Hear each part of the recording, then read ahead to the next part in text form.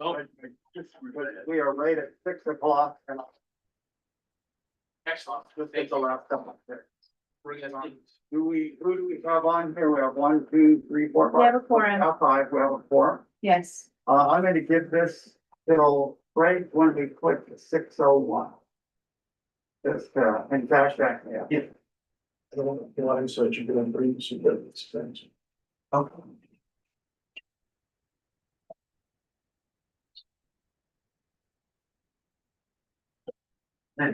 Oh, nice. Lacey there. Oh, that is Matt joining us. I had something about it. He's coming from below, doing remote over about hour. There's the. Just the one on the wall doesn't work or function. Yeah, okay. All right. But you get it when you do it. When does he search that? All right. Good evening. The July 24th, 2025, Whatcom County Planning Commission meeting is called to order. I'll call the roll. Please let me know if you're here. Kelvin Barton, that's me. Roy Brown. Yep. Daniel Dunn. Yep. Anita Eisenberg. Nita Eisenberg. Nicholas Greif. Nicholas Greif. Jim Hansen. Jim Hansen. Julie Jefferson. here, Dominic Masseri. Here, Scott Van Dalen. here. Please join me for the flag salute.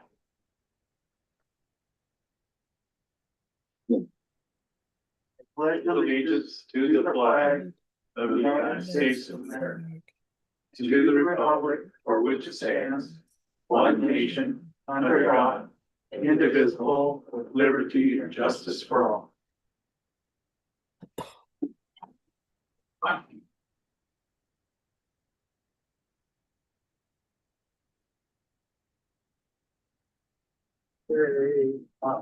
So, time for department update, planning director, Mark Personius. You wanna just ask, make sure everybody can hear? Okay, The noise. I'm sorry, what I wanna do, we have, an air conditioner going in here that is better than what we had before, but it's also louder, so if you can't hear us, do let us know. Thank you, Mr. Chair. Just a couple updates.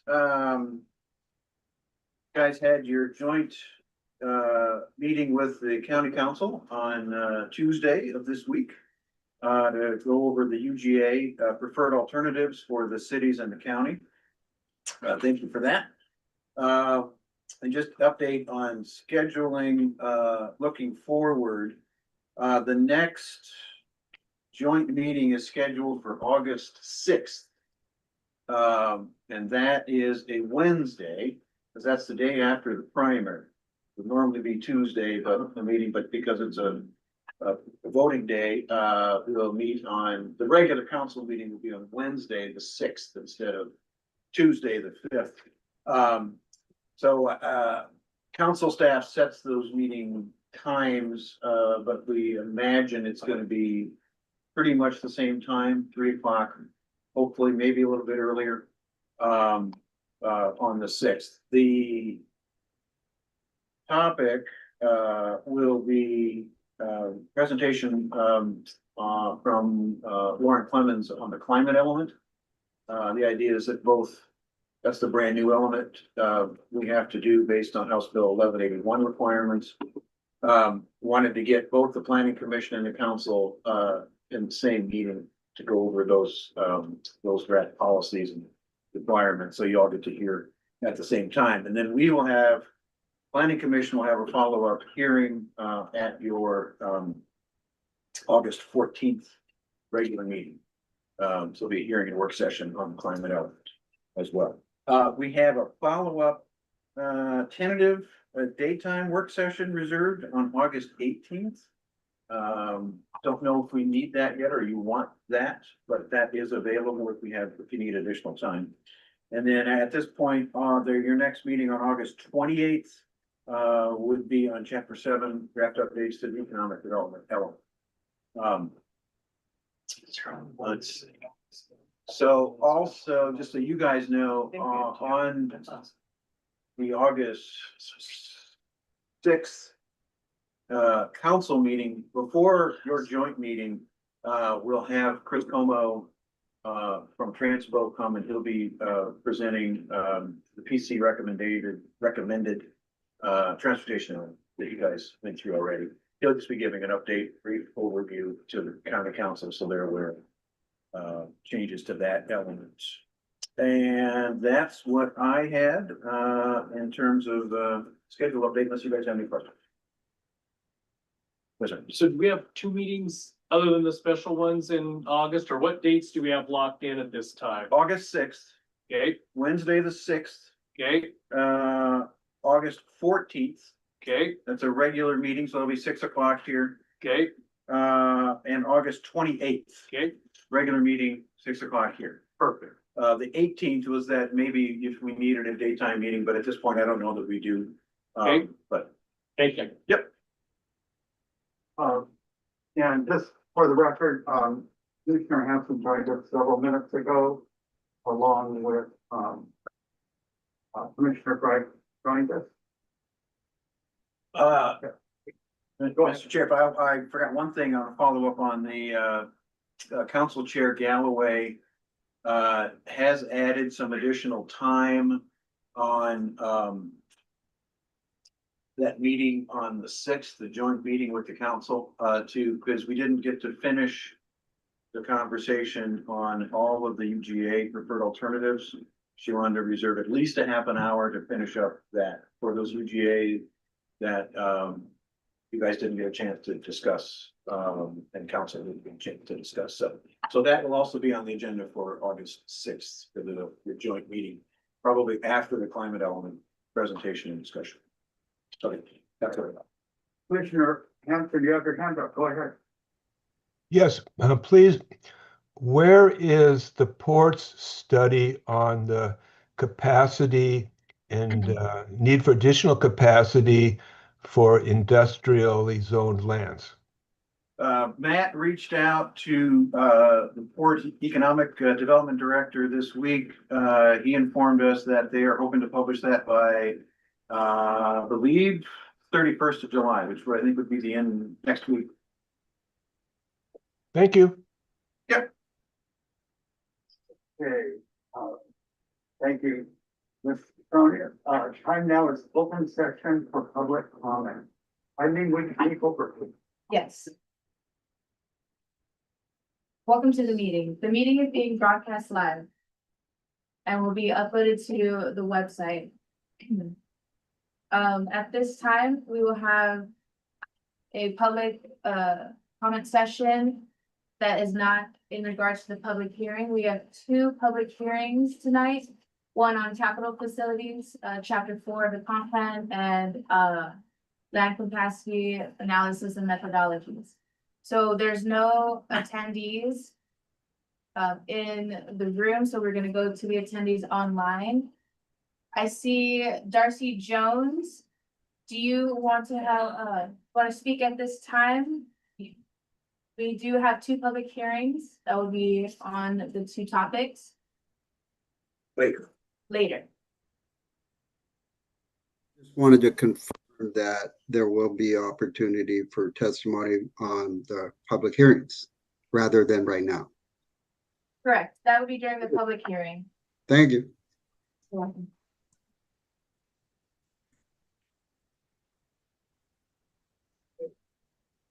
Chair, there is no other attendees. Thank you. So, time, now for commissioner comments. Are there any commissioner comments?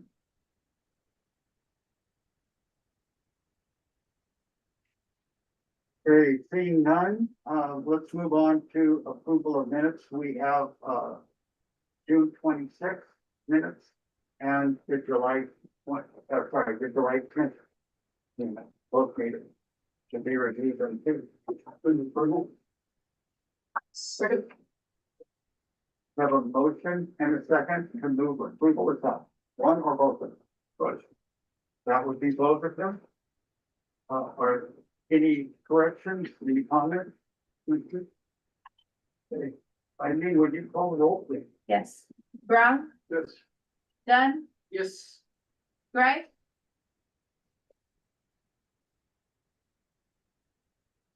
Commissioner Greg? You're on mute. Sorry, I'm driving on the way there and it just disconnected me. Are we voting on the minutes? Yes. Then yes, I'm a yes. Hanson? Abstain? Jefferson? Abstain. Osiri? Yes. Van Dalen? Yes. Barton? Yes. Passes. So what is up next? We have two topics tonight and we have two public hearings. And we are going to do the public hearing presentation and a public hearing. And then we will do the other presentation and the public hearing. And then we'll go into our discussion in the order that they're presented. So, Matt Amat, Senior Planner, would you go ahead, please? All right, for the record, my name is Matt Ament, representing Planning and Development Services. And the Growth Management Act, or GMA, requires Whatcom County to review and revise its comprehensive plan and development regulations in 2025, which may, run over into 2026. And as you know, the County Planning Department will bring individual comp plan chapters to the Planning Commission to conduct public hearings and work sessions to develop preliminary recommendations. And then after each individual chapter is reviewed by the Planning Commission, further along in the process, the Planning Commission will hold a public hearing and make final recommendations to the County Council on the whole comp plan. So tonight, Planning Commission will hold a hearing on Chapter 4, Capital Facilities. And Chapter 4 generally includes some background information, including GMA requirements, goals and policies related to county and special purpose district capital facilities. And capital facilities include law enforcement, corrections, juvenile detention, emergency management, general government buildings, parks, trails, and activity centers. And then special purpose districts include school, fire, water, and sewer districts. So some proposed changes to Chapter 4 include to the GMA provision, so updating text to reflect GMA changes made by the state legislature in recent years relating to climate change and resilience, green infrastructure, and impact fees. Activity centers is in the parks section, and that would be updated to look at services at activity centers, including senior centers, as recommended by the County Parks Department. And then special purpose district plans, Chapter 4 adopts various school, fire, water, and sewer district plans by reference. And some of these special district plans have been updated since the last comp plan was adopted in 2016. And therefore, the most recent district plans have been referenced in the Chapter 4 amendments. It's also anticipated that other special district plans will be updated in 2025, and the reference to these plans will be inserted in Chapter 4 as they're approved by the respective districts. And then we've got climate goals and policies. So Chapter 4 includes a new goal and related policies to address greenhouse gas emission reduction and climate resilience for county facilities. And so this evening we're looking for preliminary Planning Commission recommendations on Chapter 4, which would then come back to you at a later date with the whole comp plan. So if you have any initial questions, we'd try to address those now. We've got Rob Nye from Facilities. We had Rod Lamb, Rod from Parks, to answer questions also.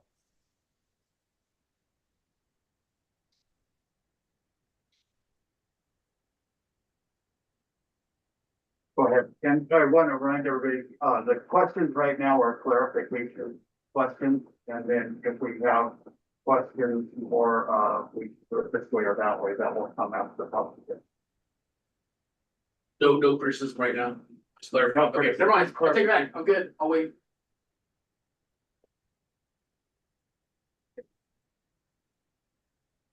Not seeing any questions here, Matt, would you go ahead and, let's see, I'm sorry, hold on a minute. We're going to do the public hearing for this one, and then we'll move on to the next. So, I'm going to open the public hearing. And then would you take over? Yes. As a reminder, this meeting is being broadcast live and is being recorded and will be uploaded to the website. For this public hearing, it's chapter 4, capital facilities. There are no attendees in the room, so we will move to those online. Please raise your hand if you would like to speak on this topic. Seeing none. We will close the public hearing. Now, we go ahead and do the next presentation, please. Wait, so was that my chance to talk? Not yet. Oh, I, Do both presentation and the public hearing, and then we'll start with the first one that Matt did and move on, and then it'll be your next on. Point of order, Go ahead. you advise of the public, provide public hearings, presentation, and discuss. We always do the public hearing before, No, I'm not doing both. we're gonna do both. I would vote one, discuss, and the next discuss. Okay. These three commissioners, 4, okay. And we have, let's see, how many do we have here tonight? 2, 7, 8. 8? Commissioner Jefferson, the preference expressed is that we do one, we do public hearing and then we work on the first piece. And when we're done with that, we go and do the presentation, public hearing on the next one. What's your preference? Or your vote? As you said, to do the first presentation and the first public hearing and to do the second one. Okay, and then Commissioner Bragg. You have a preference? That works for me. Okay, so we're 4-3, and I think we have everybody here. We have 7 here tonight. We have 8. Jim Henson. I'm sorry. Who am I missing? Jim Yeah, Henson. I think he's behind the. Oh, he's, okay. Commissioner Hanson, your preference? Whatever everybody else wants to do is fine with me. Okay, can I take that as an abstain? I would, I guess I'm a little like, It's okay. Can I take that as an abstain, Jim, because you don't care which way it goes? Yeah, Okay, so it's 4-3, so we'll do them in the order as proposed by Commissioner Brown.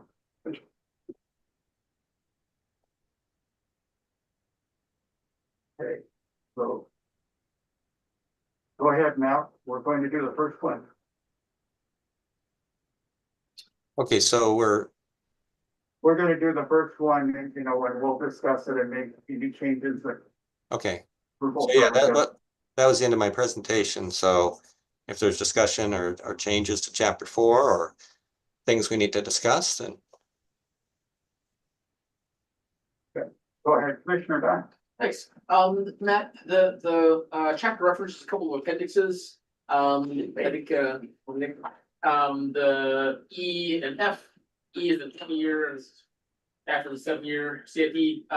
Could you just go over the context of those and how they relate to chapter? For most, I just look at the RCW and it pretty clearly lays out like we got to have some specific listing of what we're doing in the capital facilities. Can you just kind of give me an overview of those 2 appendixes and how they relate to this chapter? yeah.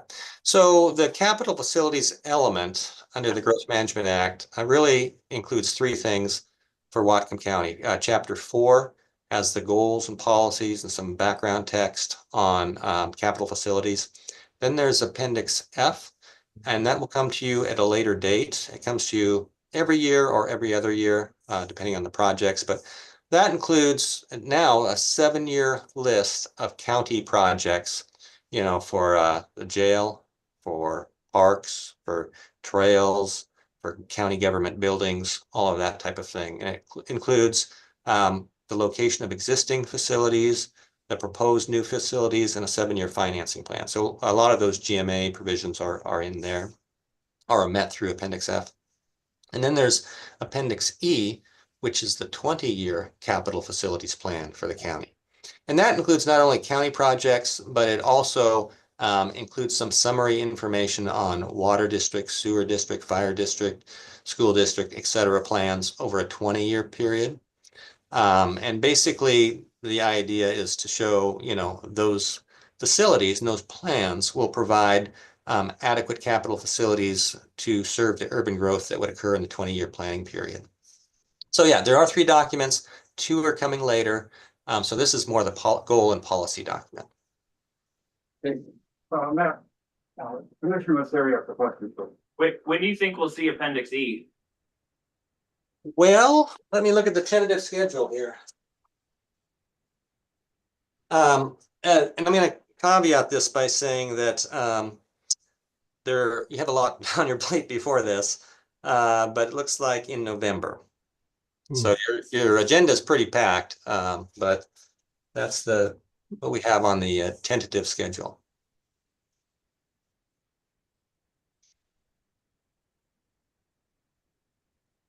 And some, I was going to say, there are. I'm sorry. If you have more, go ahead and continue. Otherwise, Commissioner Ben has a question for you. Okay, sorry. I was just going to comment that, there are cities working on capital facility plans at this time and special districts such as school districts and fire districts, that type of thing. So. Go ahead, Commissioner. My other question was about the level of service. You have a level of service in here for parks and trails, I think. Yes. And it's 9.6 acres per 1,000 people and 0.6 of a mile per 1,000 people for trails. Could you tell us more about those level of service standards, and I think specifically about how that impacts population growth? I think one thing we're sort of wrestling with, especially in the city of Bellingham, is you got a limited area where you can do anything, and people want schools, they want parks, they want roads, they want trails, people want everything. Everybody wants everything. So if our level of service is based on population, then every time the population grows, we gotta have more parks. That's gotta crowd out something. Is that the appropriate way to have an LOS, or is there a point in time when we say, hey, we have enough parks, enough trails, we got 2/3 of the county that's covered in like national forest lands, and we're good? Like, does it ever stop, or as our population grows, are we going to be continuing to see pressure from? That is the way it works. So every time you get 1,000 more people, then you're supposed to provide more parkland. There is quite a bit of parkland already in the inventory, so the level of service is met there, and there's room to spare, you might say. With trails, it's a little bit different, a little bit short of meeting that LOS, and this is outside city limits, so it could be out in an unincorporated rural county or in urban growth areas. And I would ask Rod Lamb, can you also kind of elaborate on that question? Sure. Can you hear me all? So we have 2, as Matt indicated, there are 2 levels of service, and you pointed out, Commissioner. One's related to developed parks, and the other is to trails. I did a little research. I wasn't sure when those originated, but it looks like it was 1997. And they have been changed a couple of times throughout updates, but those are the levels of service that we have right now in the comp plan. I think we mentioned when we reviewed Chapter 9 that the department is going to undertake an update to the Comprehensive Park Recreation Open Space Plan in the next probably 18 months. We'll initiate it. It'll probably take us another 18 months to 2 years to finish that. And one of the major focuses we hope to do is reevaluate our levels of service to make sure that what we've identified as targeted levels of service or provide a responsive park and recreation system to the public. I have my own opinions about what are current levels of service and whether they're responsive or not. But when we do the plan update, we'll go through a demand analysis, which will give us very good data on establishing appropriate levels of service that will recommend perhaps putting into the county comprehensive plan at the next update.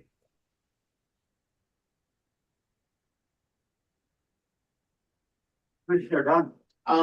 Would it be helpful to just have that noted? It would be helpful to me to have that noted in the document of just like, hey, LOS, this is gonna get updated in a couple of years when we do this kind of thing.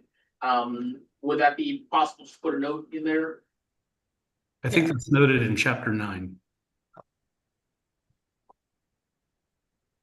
Chapter 9. Yeah, the recreation chapter. Oh, okay, got it. Thanks.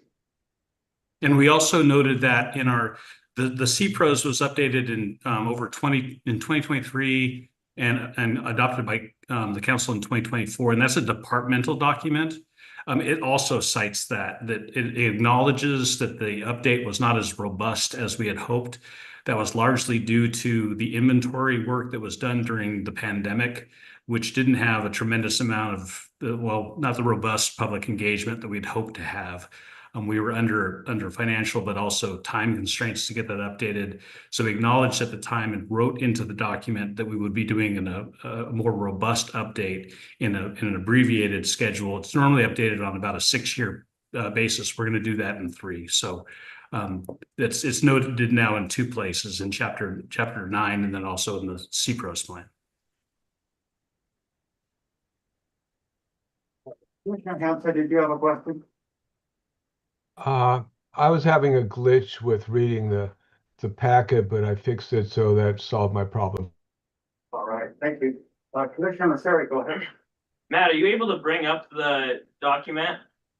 Yeah, might take a moment here, but I have a question on page 4-6/4-7. okay.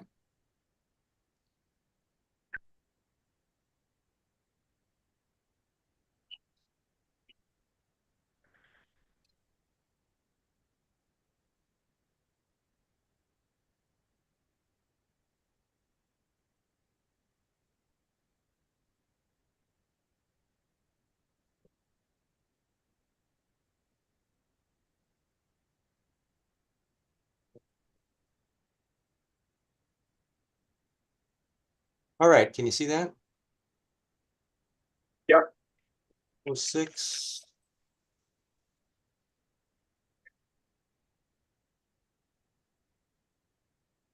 Okay. Goal 4K references school districts and fire districts, then lists out some specific plans as reference. And then goal 4L says special districts and county capital facility plans. And then lists out some different districts and plans. But under 4L, there's a bunch of school and fire district plans referenced there. Should those be under the goal 4K? With that head on? They could, let me find those here. Yeah, Blaine. So the context for this is that, they can receive mitigation fees or impact fees. So Blaine in their capital facility plan does not have impact fees. We put it down here because this is kind of a special section for unincorporated UGAs. Because cities often do their own plans, but unincorporated UGA, like Birch Bay, Columbia Valley, they don't have city plans, so they're served by district plans. And so Blaine serves both the city of Blaine, but also serves the Birch Bay UGA. So that's why that was put down there. It's, probably could go in either section, but they don't request impact fees at this point. Yeah, well, it looks like there's Blaine School District, North Whatcom Fire District 14, Mount Baker School, and Whatcom County Fire District. Yeah. But then the other ones, all have schools under the other one. Yeah, we could move them up. That. Okay. I don't know. Seems odd to me. So.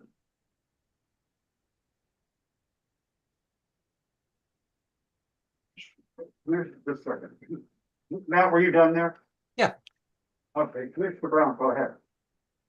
So I'd actually like to speak against goal 4K. The reason is that it's involving, well, I understand they desire to collect money for incremental improvements to those facilities. The problem is the burden falls exclusively on new home construction, which would represent a fraction of the overall population. So what we're doing is we're simply making the homes more unaffordable by imposing fees that the next door neighbour who has an existing house would pay.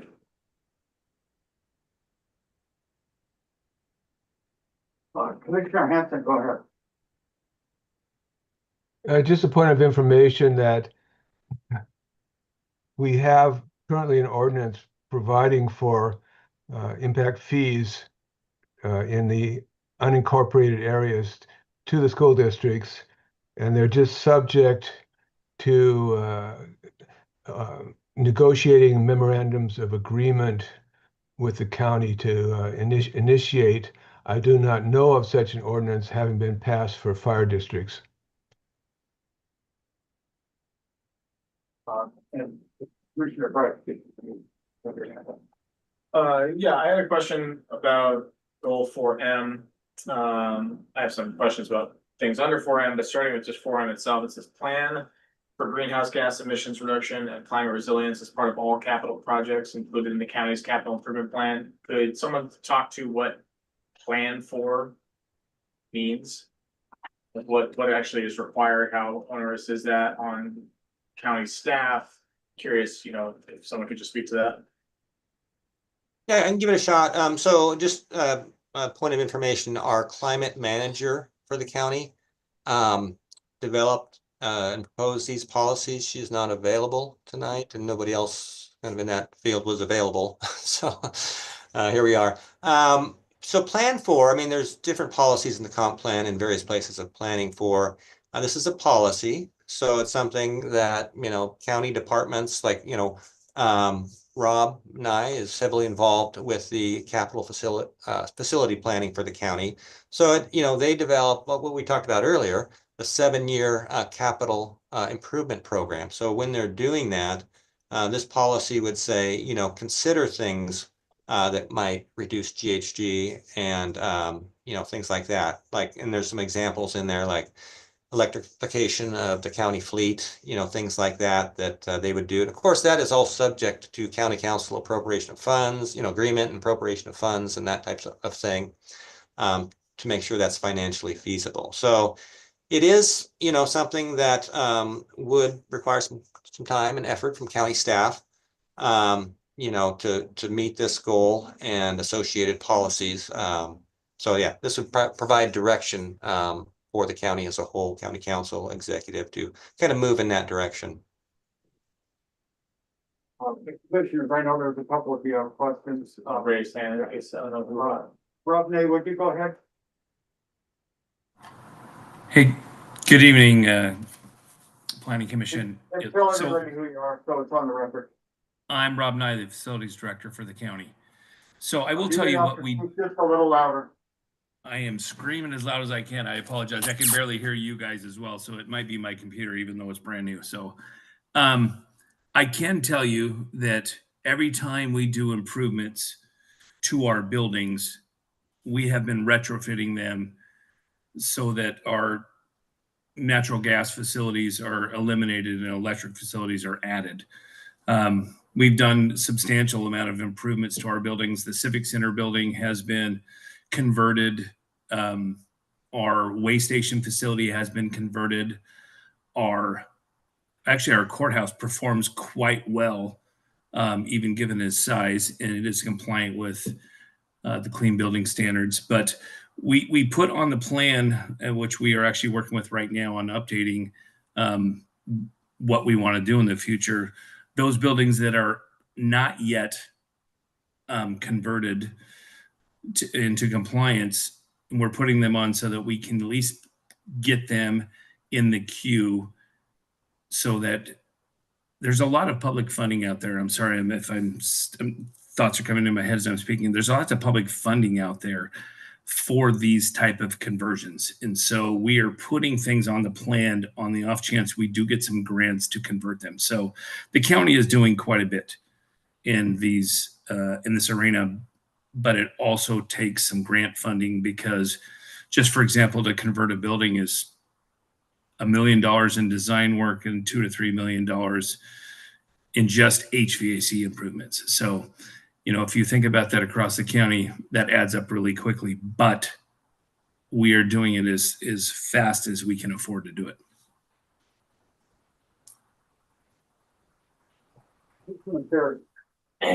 Yeah, I'll wait till we're done with this topic. I didn't get to finish the previous topic.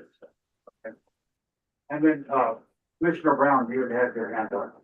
Yeah, I think it's partly response to what Commissioner Hanson said, is that I'll give you an example. I'm working on 3 projects at the moment. One's a single family for which there are no impact fees.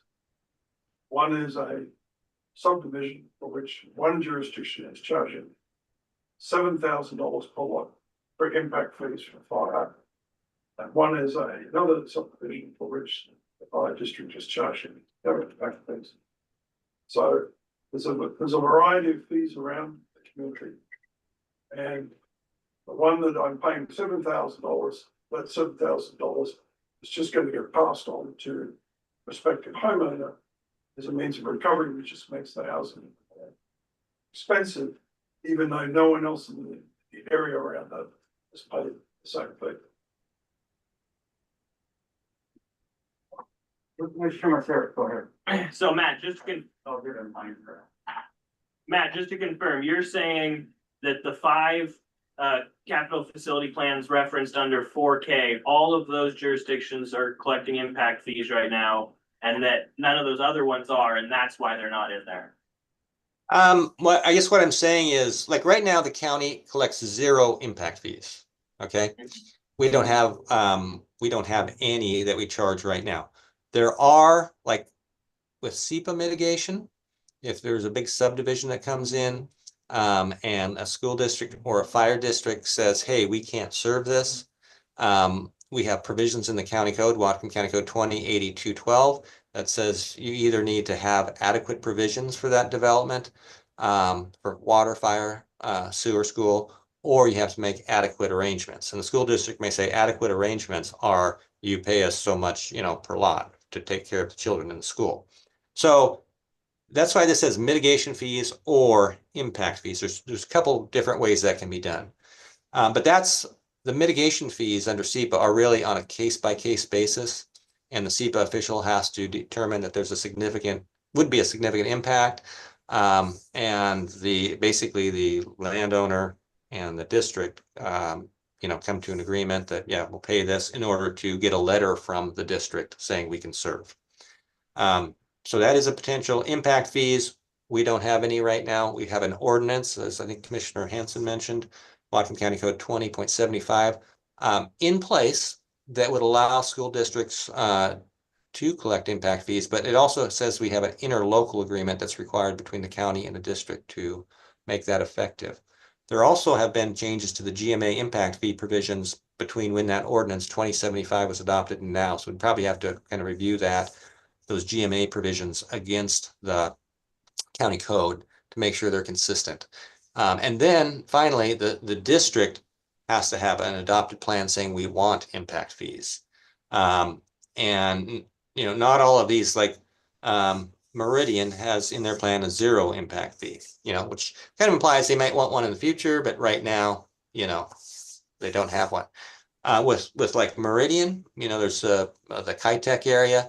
That would have to be annexed before it's developed. So, for a big, development like that, it would have to be annexed to be developed at urban densities. But like there are houses going up in all of these districts, and it would be collected. If the impact fee interlocal was adopted, that would be collected for individual homes, when they come in for a building permit.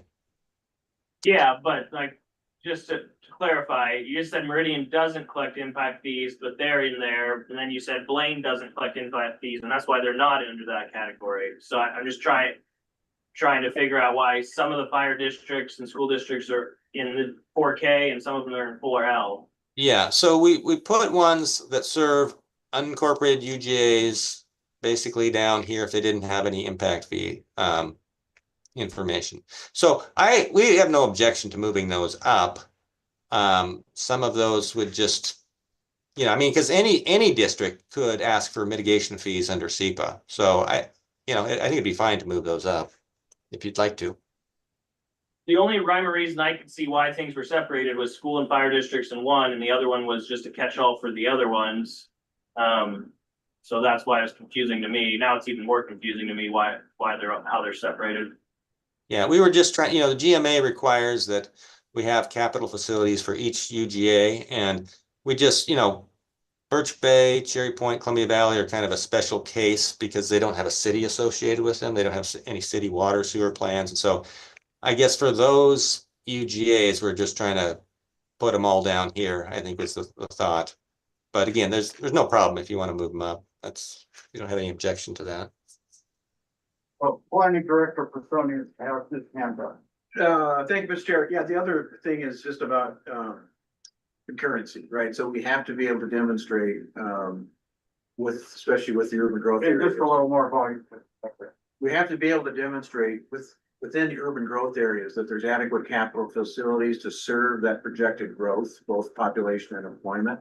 And that's what these policies do. These policies say, okay, for those unincorporated UGAs, yes, all these different service providers provide services, urban services to those unincorporated UGAs.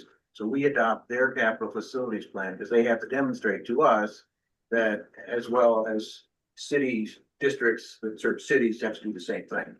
But for us, right, those water and sewer districts, those fire districts, those school districts, have to show us that they've got adequate capacity to serve that growth. So that's why differentiate a little bit between unincorporated UGAs and others. So That makes sense.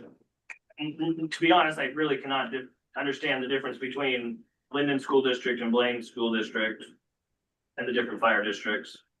Am I missing something? Some district boundaries go beyond cities, right? So the Blaine School District includes Birch Bay, right? But it also includes Blaine. So Blaine uses it, and we have to use it for Birch Bay to demonstrate that, yes, you've got adequate facilities to accommodate in Birch Bay and. But Meridian doesn't include a city.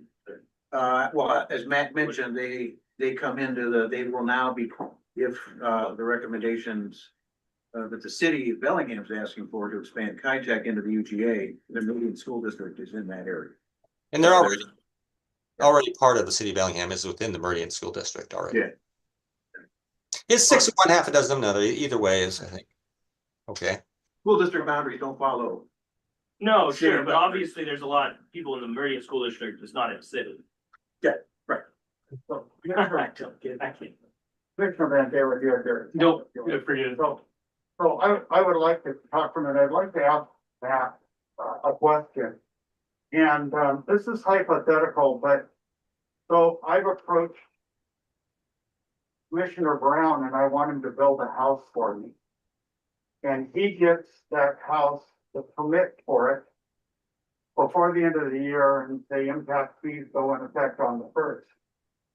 And then somebody else comes along and then he gets started on that house, and somebody comes along after the 1st and he's gonna build a house for them a block away. Identical house, but it has impact fees on it.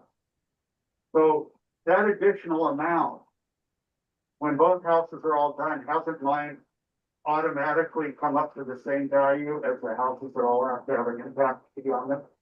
So don't I make money off of this deal?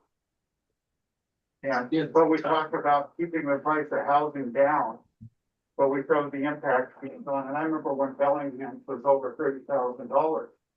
And everybody that had an identical house to what's being built with a $35,000 or $36,000 impact fee, their house went up that much money. And we talked about affordable housing, and that's not a way to create affordable housing, in my opinion. So I just had to ask that. Commissioner Brown, go ahead. Well, first of all, that applies to absolutely any rule we make which increases the cost. So it could be buffers, it could be septic, it could be water, it could be setbacks, anything that increases the cost of his house, but like your house, raises the value of your house in the marketplace. And I agree with you that some costs are against the value of the property. And so if you have one that needs wetland mitigation, that property is worth less than a piece that doesn't need wetland mitigation. So in theory, once you create the building lots in similar areas will be closer to the same value, but the developer should be purchasing the land for less money, realizing they're going to have to spend money on the mitigation. That's my opinion. And my point was, he didn't have to do mitigation because the rules require it. You do because the areas.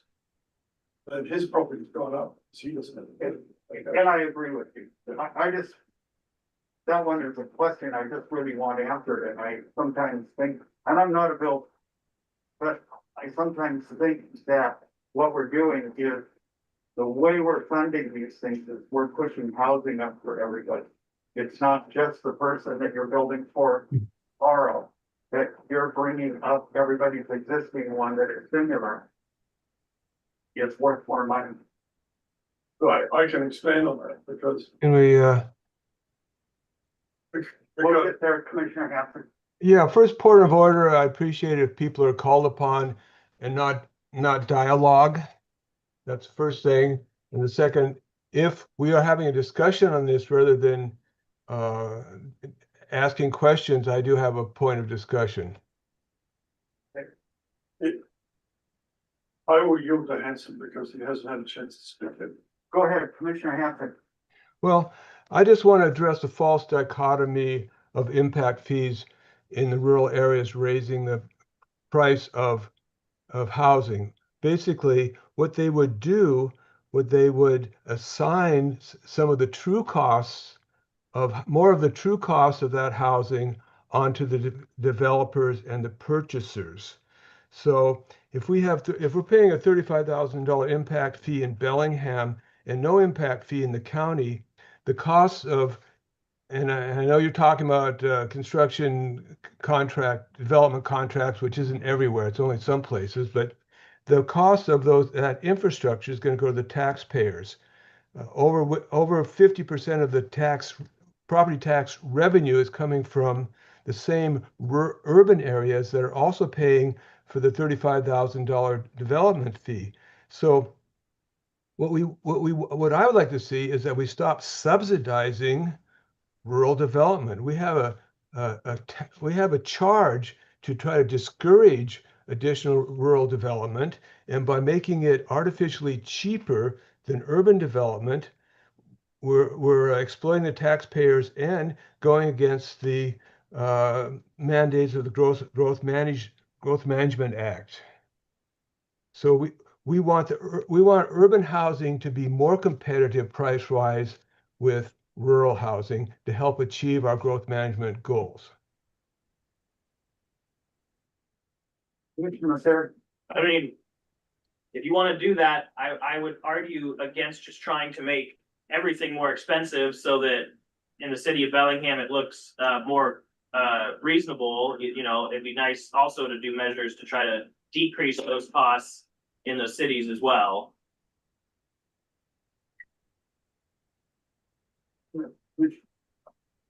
Commissioner Bright.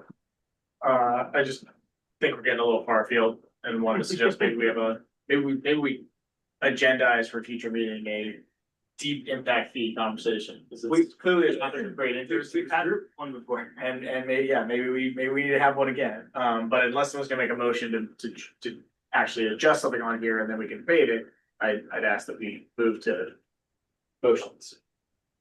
Or continued questions for staff. Commissioner Brown has a comment. So I will acknowledge the impact fee discussion. It's pretty complex. I would just respond to Mr. Hanson, Commissioner Hanson, that the Growth Management Act also says we have to provide all types of housing, not just urban housing. With that, I would like to make a motion to amend goal 4K. At the end of it, I would like to add the following words. Notwithstanding the above, recognize that mitigation impact fees will only apply to new construction and will result in new homes being even less affordable. That's my motion. Could you just say that again? So it'd be added to the end of goal 4K. The words with probably is the second paragraph of that goal. Notwithstanding the above, recognize that mitigation and impact fees will only apply to new construction and will result in new homes becoming even less affordable. That's like that. It's bad. We have a motion and a second. And let's hold this a minute. Make sure Eileen, can you have that down, Eileen? Not all of it. Okay, We'll hold for a moment. Go ahead. You might have to. Can you state, as have notwithstanding the above, recognize that impact fees, Mitigation and impact fees will only apply to new construction and will result in new homes being even less affordable. What's the number and letter of that? It'll be added to the end of 4K.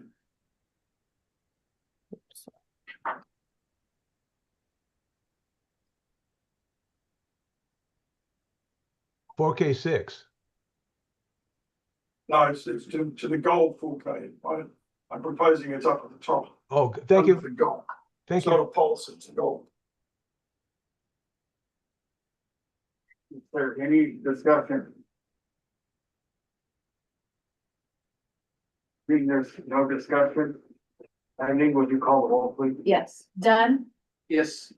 Gregg, Abstain. Hanson, No, Jefferson, No, Osiri, Yes.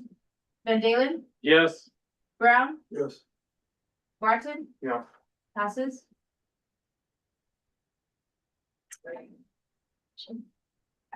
Commissioner Brooke.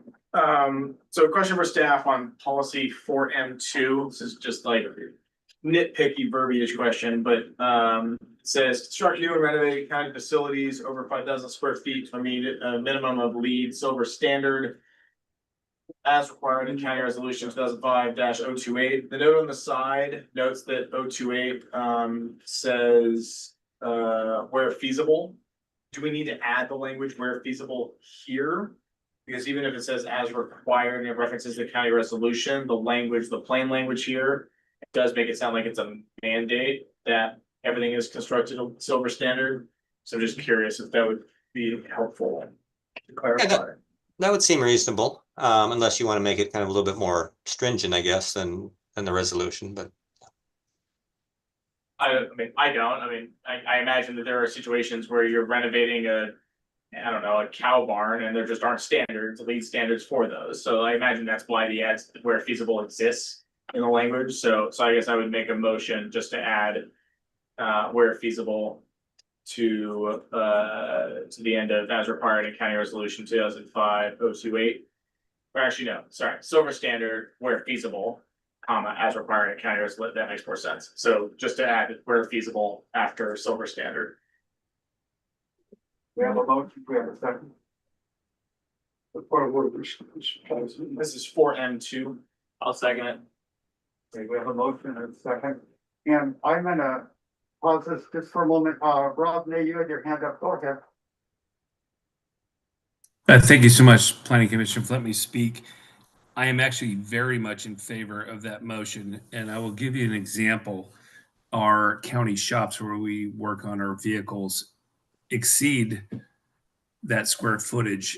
And if I was to have to build more or add on to that, I would never be able to meet the energy standards. So that's just one of those weird anomalies where if I had to follow the language of the law, it would not make much sense, but where feasible allows that deviation for those anomalies. So I very much appreciate you letting me comment. Thanks. Other comments? If I may, I'm just not sure feasible is the right word, but it's more practical. Okay, go ahead, Amazon. Yeah, I only put where feasible because that's what the note indicates is what it says in the county resolution. So do you have a different preferred? Question to Rob Nye. Still there, Rob? I'm here. Yeah, Yes. I just question whether the word feasible is the right word, or practical, or economic. Something, what would be more what would be more relevant to you? Well, if we use the word feasible, I believe that is consistent with the resolution, Matt. Is that, if I'm correct, and practical is also another alternative, but if we use the word that was proposed, at least is consistent with the resolution that was passed by the council many years ago.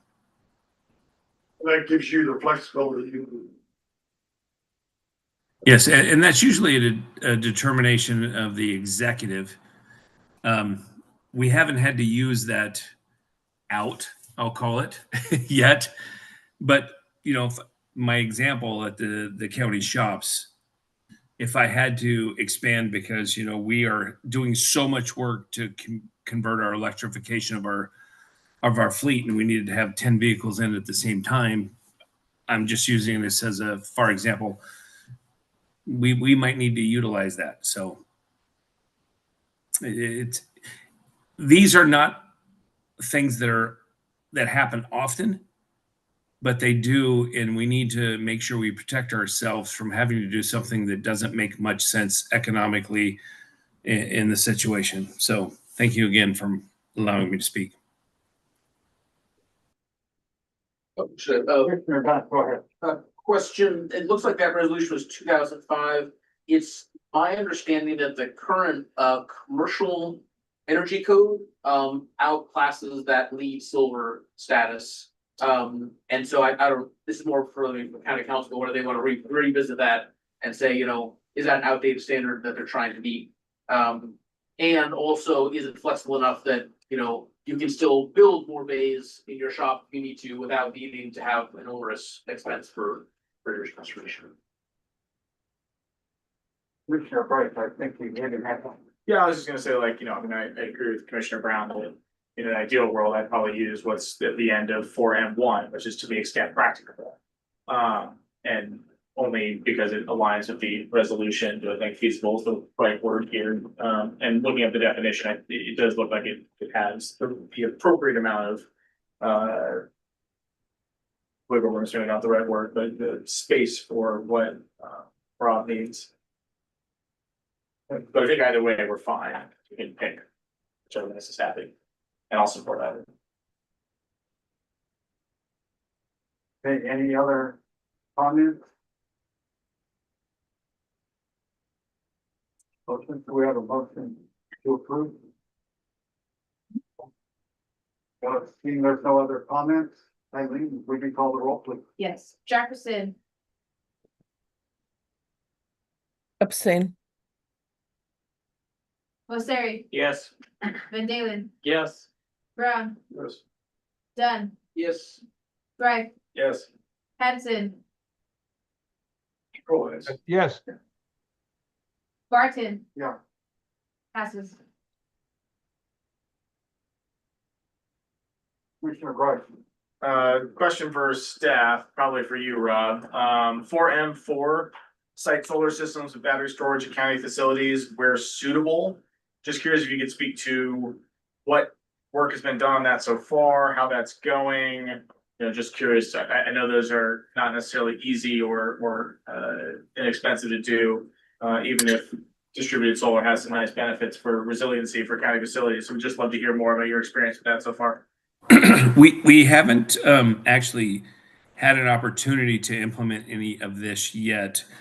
These type of standards that came down after the last of our building projects. However, the new building code does require us to set aside not only roof area for solar panels, but also some other areas that would, you know, obviously if you have the solar panels, you have to have a place to convert that into power. So the rooms for batteries. So that is something that hasn't crossed our path yet, but will. So converting an existing building would be difficult because as Matt or any of the staff could tell you, every inch of every building is occupied because they've been around for as long as they have. But in new facilities, we're required to put these and regulate these and retain these. So we would in the future, but we haven't in the past as of yet.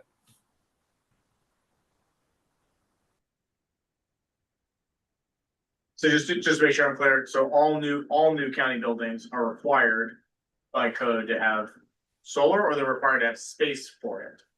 Space. The code is, and I can't cite the code specifically, but we have, I think it, and forgive me if I'm wrong, I think it's 25% of our roof area has to be retained for the ability for us to future allow for solar panels. Okay. So And I this, think, yeah. sorry, I was Go gonna ahead, say, I'm sorry. so at least my reading of this policy is it would basically take the next step and say, now you need to do this, because where suitable may enable current buildings where it's not suitable, because you don't have the roof space, you haven't created the space, but any new building, if you're required to create the space, then it would be suitable. So this would say, basically, any new building must have solar and battery storage. That's my reading. And it could be that future policies direct us to do that during design. They don't do that right now, but they could in the future. So I understand exactly where you're going. Right now, it doesn't direct us to that, but it asks us to maintain that. So in fact, we could do that in the future. What we've been trying to do, I'll be quite honest, is leverage grants that would allow us to help fund those in the future. And we haven't successfully obtained one yet. And that's, if Lauren was here from our climate action folks, that's what her efforts are. Commissioner Terry. Yeah, just to speak to that, when I read this, I took it as not just the suitability of, is there a place on the roof, but is it facing the right direction that's gonna produce, a reasonable amount of power for the cost? Is there, is there clear you're not obstructed by trees or whatever? So I think you could have a spot on the roof, because yeah, the energy code makes designate this little box on the roof, but doesn't mean it's really a suitable place to put solar. So that's how I read it, if that would be an evaluation.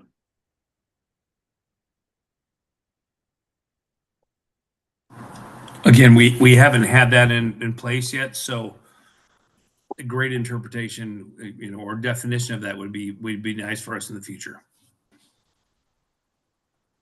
Commissioner Glenn. If we're short record with that particular policy, I've got a question about the 4M3 of that. We do want any motions on solar systems? If staff doesn't believe it's necessary, then I don't need to make a motion on it. Cool, that's good. So policy 4M-3, retrofit county-owned buildings, regulated under the clean building performance standard, to meet energy intensity. To me, that could be interpreted as retrofit all county-owned buildings. I think the intention was to say retrofit county-owned buildings that are regulated under the clean building performance standard. It doesn't mean like you're gonna, this building might be too expensive to retrofit to meet that standard. Maybe there's a different standard need. I don't think that every single building needs to meet that standard. It's not required to under the law, but some of them are. So I would suggest we put in the words that are as sort of a minor suggestion there.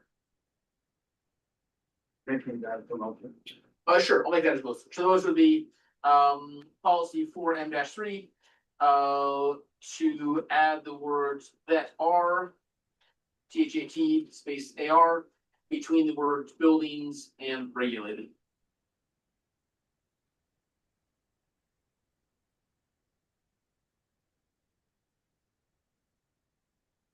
Commissioner Terry. Rob, could you speak to that? I'm not super familiar with that code. The Clean Buildings Act was enacted, I can't remember exactly, 2022. And it has a threshold it has different thresholds for different square feet. And I believe the smallest is 30,000 square feet. If you're below that right now, you're not regulated under the Clean Buildings Act. Above that, you have to be compliant. Depending on how big you are, there's also another threshold. I'm sorry, I don't know this off the top of my head, but between 30,000 and X, you have to be compliant by 2028, and greater than whatever that X is, and higher, you have to be compliant earlier. Our belief is that threshold of 30,000 square feet will get lower and lower as time goes on. And so what the state is trying to do is continually push towards compliance for all buildings. And I even believe they'll go as far as single family residential, but that's our belief. And that's what we're planning for. The beauty is anything we build new, more than likely is going to be greater than 30,000 square feet. And the current energy code already directs us to go that direction. And so it really only affects our inventory that's aging or older that is not compliant yet. And we've been, like, as I said earlier, converting a lot of these buildings, and there's only a few that are still on the books. I will tell you this right now, like the jail, we will never, under any circumstance, be able to make the jail compliant. The good thing is that we're currently in planning process of replacing that jail. And as soon as I can show a permit to the state of Washington, they'll give us grace where they won't start fining us in 2028 because we do not comply. Does that answer your question or help you? Yeah, thanks. We had a motion and do I recall there was no second? I'll second it. Do you think it's more clear? I think, yeah, it's almost like a scrivener's error. Is there any discussion? Motion? Being none, Eileen, when you get done there, get ready, would you call the roll, please? Yes. Brown, Yes. Dunn, Yes. Gray, Yes. Hanson, Yes. Jefferson, Yes. Wasseri, Yes. Van Dalen, Yes. Barton, Yes. passes.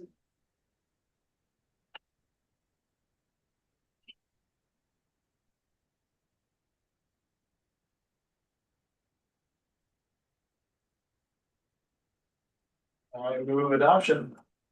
I'll second it. We have a motion and a second to adopt. Chapter 4. Adopt or send on to the Oh, council. and Send on. then not, right. Yeah, whatever appropriate. I moved to do the thing. You're third.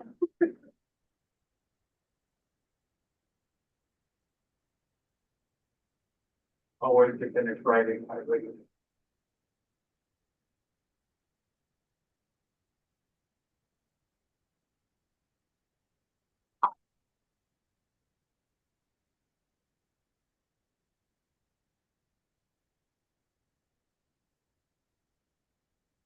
I leave, we call the roll. please. Yes. Hanson, Yes. Jefferson, Yes. Wasseri, Yes. Van Dalen, Yes. Dunn, Yes. Gray, Yes. Barton. Yeah, Would you like me to wait on your question done? asking when it comes back.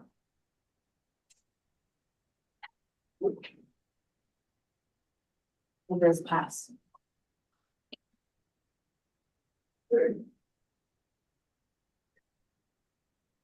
Matt, you have more for us? And we're going to interrupt, Commissioner had to step out of the room, but we'll interrupt you, but go ahead. Otherwise, I don't have anything else. Okay. So yeah, I think on the other ones, we've been putting like preliminary planning commission version, that goes forward to the council, so. Commissioner Masseri, Can we move on to the next topic? next step. Sorry, no, that's what I was asking, to move on to the next topic. You want me to, were you gonna introduce it or you just want me to head into it? Go ahead and introduce it and we'll get started. Okay. Yeah, so again, my name is Matt Ahmet, representing Planning and Development Services. So this evening, the Planning Commission will hold a public hearing and work session on two documents. One is the draft land capacity analysis for permanent housing and permanent housing and employment needs methodology. And the second one is the draft land capacity. Matt, could you pause for a minute? I'm sorry, right about the time you started, Darcy Jones raised his hand. Darcy, did you have a comment there?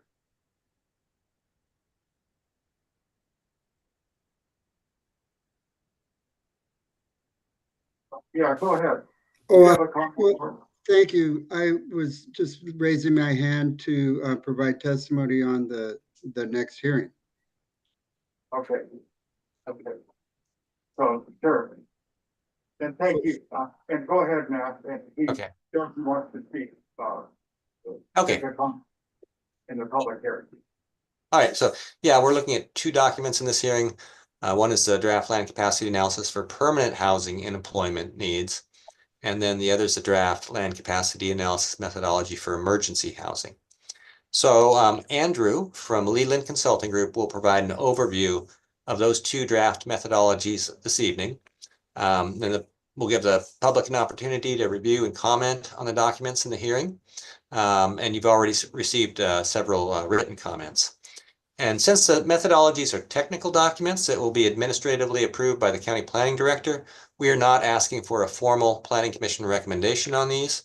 Essentially, we're asking for commission input and to act as a forum for public comment on the draft methodologies, as approval does not require legislative action. We will then present the methodologies to the county council prior to approval of these documents by the county planning director. So we would ask Andrew from Leland to take it away and do your presentation. Thank you, Matt. Hello, commissioners. Nice to see you again. I'm going to share my screen now. Okay. Can everyone see the screen? Yes. Okay. Thank you. So today I'm going to briefly discuss the requirements for land capacity analysis and present the overview of both permanent and emergency housing, as Matt has stated, and a brief review of the process that we've gone through with the City County Planner Group subcommittee for addressing the first round of stakeholder comments that were received. To briefly review the requirements, which I was presenting to you quite some months ago now, House Bill 1220 amended the GMA in 2021 to require jurisdictions to plan for housing affordable to all economic segments of the population. This is accomplished through, through many things, but one of them is land capacity analysis using housing targets generated by Commerce's HAPT tool, which stands for the Housing for All Planning tool, which generates total countywide need by income band based on population projections. These are then allocated to UGAs and to rural and resource lands based on the expected share of countywide growth in each of these areas. We've gone through this process, as you know, over the past year, and those targets were provisionally adopted, the draft targets, by the multi-jurisdictional non-binding resolution. And then jurisdictions must show land capacity to accommodate these units and employment targets through zoning. So in order, and in addition, the capacity must be correlated with the allocations at each income level, which is associated with housing types. So lower income units are associated with multifamily housing. Moderate income units are associated with apartments and middle housing, such as duplexes, triplexes, and fourplexes. Higher income households are assumed to be served in single family detached housing. And some other housing types, such as ADUs, can serve a range of moderate incomes. I just want to emphasize again that the intention of this analysis is to look at land capacity. Not all housing will build out at these income levels.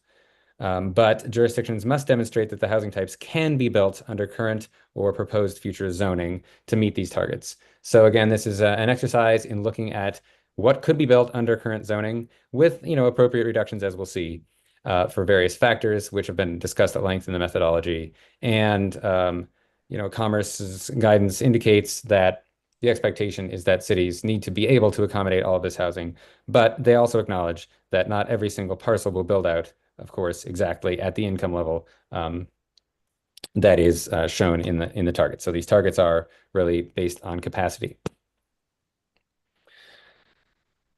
So the land capacity for permanent housing methodology, which was in your packet, this was a methodology developed by Community Attributes for the buildable lands process a couple of years ago. And it was updated to be used for the comprehensive planning process. As mentioned, the targets were developed using the modified Housing for All planning tool adopted by Resolution 2025-11. And the parcel data was provided by County GIS Department. And some cities had, revised parcels that had been subdivided, for example, since the latest round of the county data. So in the process of doing this, we worked with all the cities to make sure that the parcel data was up to date. And we had some supplemental zoning updates provided and subdivision updates provided by cities. So the process outlined in the methodology contains 4 main steps: selecting assumed densities, assembling a net developable land inventory, estimating housing and employment capacity, and then evaluating the capacity. And we will go through those briefly here.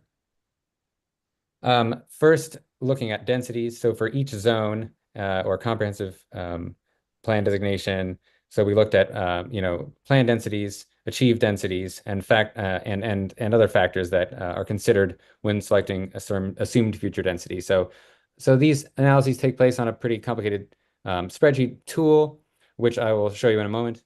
And each jurisdiction has the opportunity to consider achieved density as calculated through the buildable lands process, as well as any changes which may increase the potential density in a zone.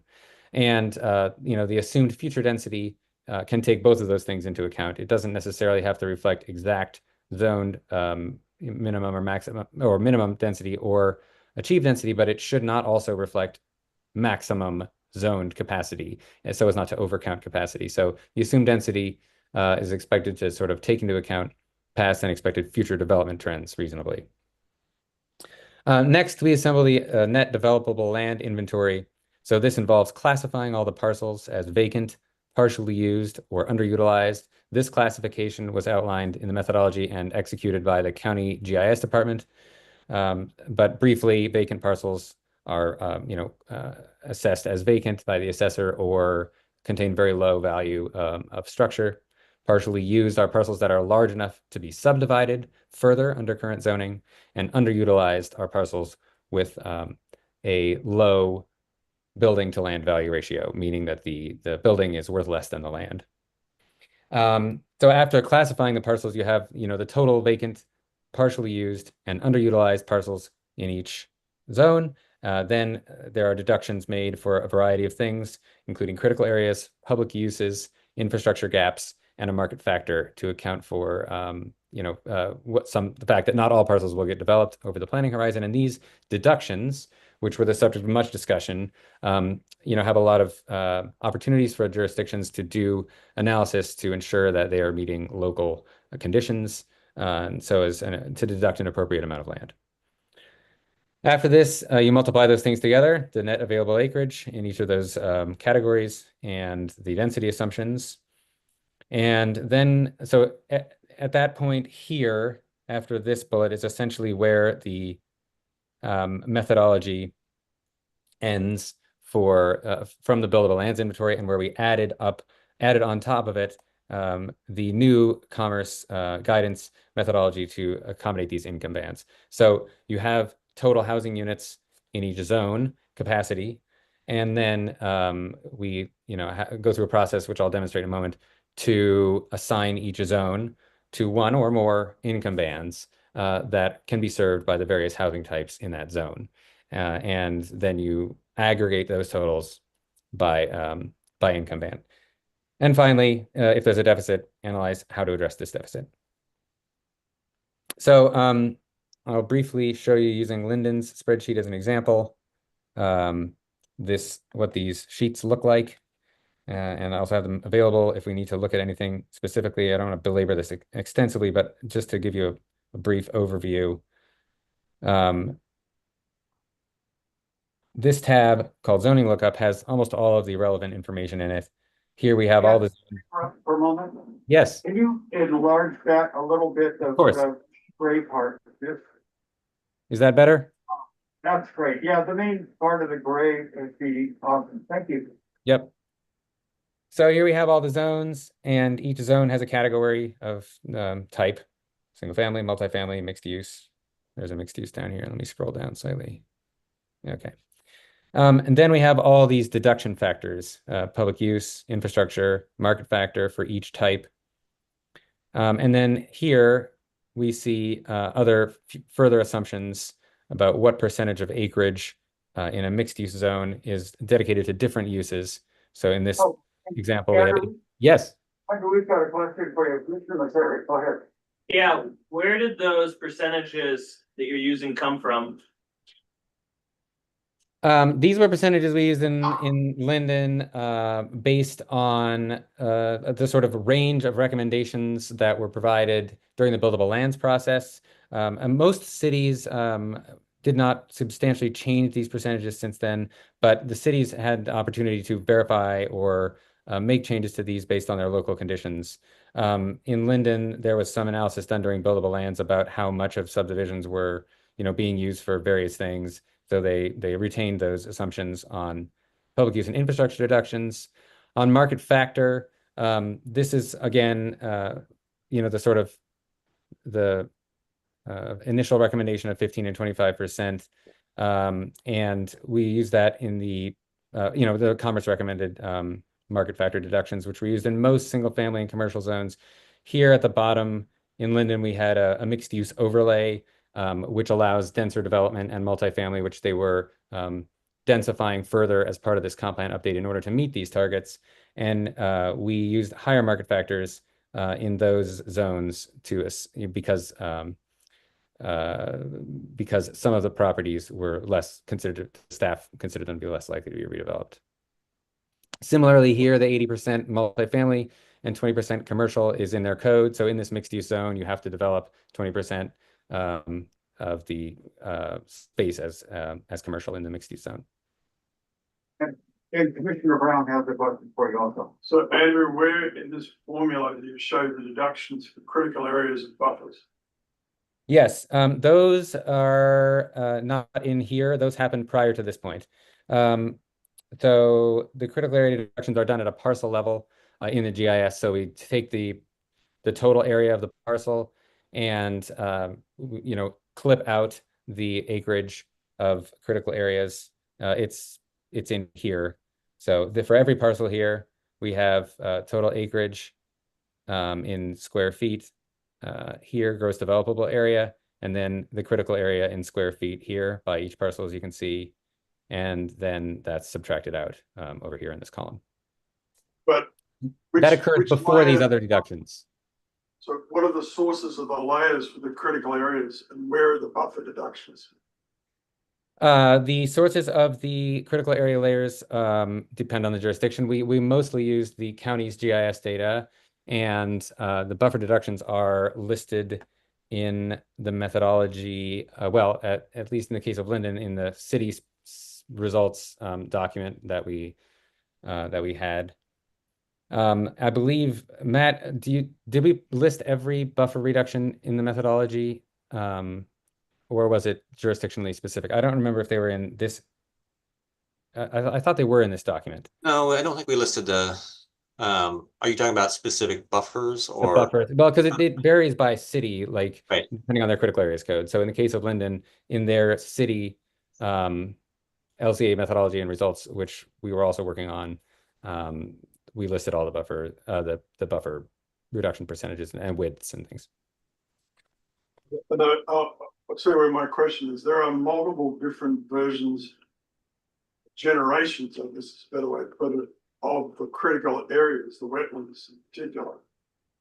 In my experience, they only capture category 1 and 2 wetlands. They don't capture category 3 and 4 wetlands. And the buffers have changed significantly since December of 2024. And the stream buffers are expected, I believe, to double the size. And the new recommendations coming down to DRE. And I've got illustrations for that, but I want to let you finish your presentation because I think this is the single most critical issue. And Andrew, we have one more question for you, Commissioner Missouri. Yeah, and I don't have them all in front of me. I just flip to the Bellingham one, where it does mention what the deduct was for the critical areas, and it said 100-foot buffer was used around the wetlands. I'm assuming that they have to comply with the same buffers that we do, since we took the DOE's recommendation, and a lot of them are a lot bigger than 150. So it would be good to make sure that those buffers are actually reflecting what the current code is. Or what are the point? What the expected code is going to be during the period of time that we're going to supposedly create the utilizing buildable land. And Andrew, we have one more here, and that would be Commissioner Hampson. Go ahead. And I see, Chris, that you are ready to respond and help out. Commissioner Hampson, go ahead. First of all, I'd like to call a point of order and ask commissioners not to repetitively interject their viewpoint. I'd ask them to ask a question or make a statement and then lower their hand and raise their hand again. I have two questions. One is, when you do this analysis, was there a factor subtracted for restrictive covenants as per the Carmichael and Clark lobbyists for KITAC testimony that we received in writing? That's the first one. The other one is, to what extent do the various jurisdictions' projections through the Joint Task Force on their housing capacity conform to this land capacity analysis methodology? Sorry, can someone inform me? Well, do we want Chris to speak first, or should I answer those and the previous questions? How do you want me to proceed?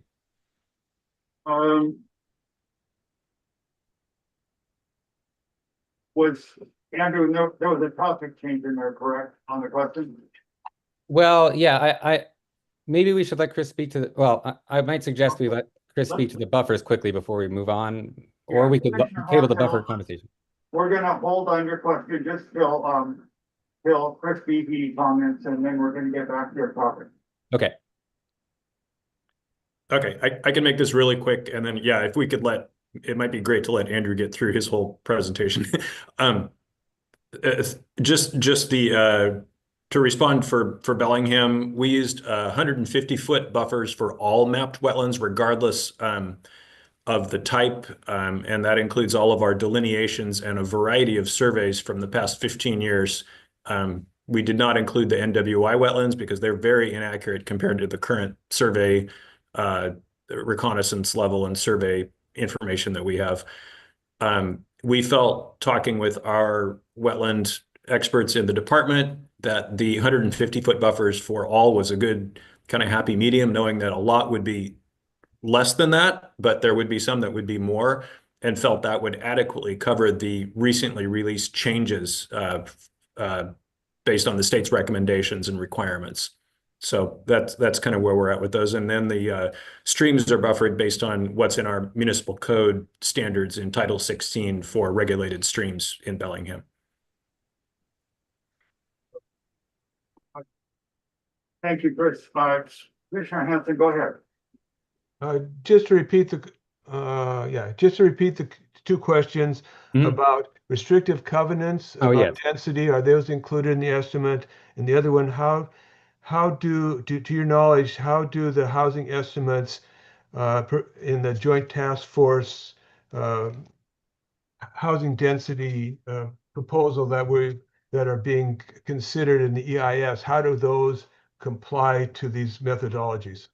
Okay, on the restrictive covenants, we did not do research on restrictive covenants as part of this. So that would be a part of the classification of parcels, which was conducted by the county. So what would be excluded from being considered as vacant or redevelopable. But I will say that we provided maps and GIS layers of the resulting county analysis based on the methodology of the classification of parcels as vacant, redevelopable, or partially used to each city staff, and went through quite some rounds of revisions in most cases, based on a variety of things that they, wanted to exclude from development for whatever reason, either something that was a known site that wasn't going to be redeveloped for things, like that, or like a parcel that was, incorrectly classified, or that the assessor data didn't match with something that was on the ground, and et cetera. You can imagine a wide variety of exclusions. So we did go through that process with the cities while we were working on this, before we put the final classified parcel acreage into these sheets. But it did not specifically call out restrictive covenants, but we did, provide an opportunity for staff to further exclude parcels that they knew were unlikely to develop or redevelop or densify. On the other question, which I think, how do these targets match up? Okay, so the targets which are currently in these sheets, which have not been finalized yet, obviously, since we're still going through this process. But the sheets are currently populated with the same housing targets from the preferred alternative, alternative 2, from the multi-jurisdictional resolution 2025-11. So those are the same targets that are being analyzed in the EIS. Yeah, Matt. Sorry, I see Matt has his hand up. Now, you want to jump in there? Yeah, so the commerce guidance on that page 23 referenced in the, I think it's the Carmichael letter, references a box in the commerce guidance that talks about HB 1110, which only applies to Bellingham, doesn't apply to the other jurisdictions, about restrictive covenants. And Bellingham did, so the methodology includes an appendix B, which is Bellingham specific because they have those additional requirements, HB 1110. So they did address covenants in there, and I think that's what the letter refers to. All right, Commissioner Brown. So, let's come back to the wetlands issue for a second. Chris and Andrew, are you both aware of, and are you using the 2016, these are 2016 DOE raster layer that was developed off the NOAA mapping stuff?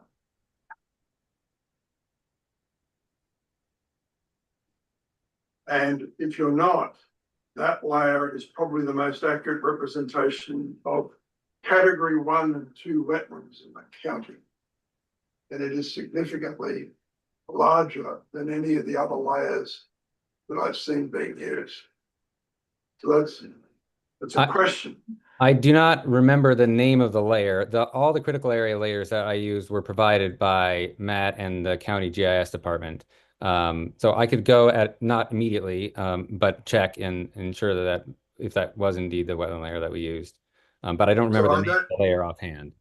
Yeah, I don't believe it is, and I will send you a copy of that layer. And again, it's state DOE, it's the state DOE layer. It's not what I've created, right? So that's number one.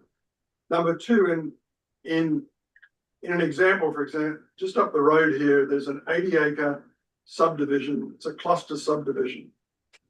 It's we'll say round numbers. It's 80 acres. There are 16 homes that are 1 acre each. There is 2 acres dedicated to the road, 2 acres dedicated to stormwater, and 60 acres remaining designated as vacant R5 land.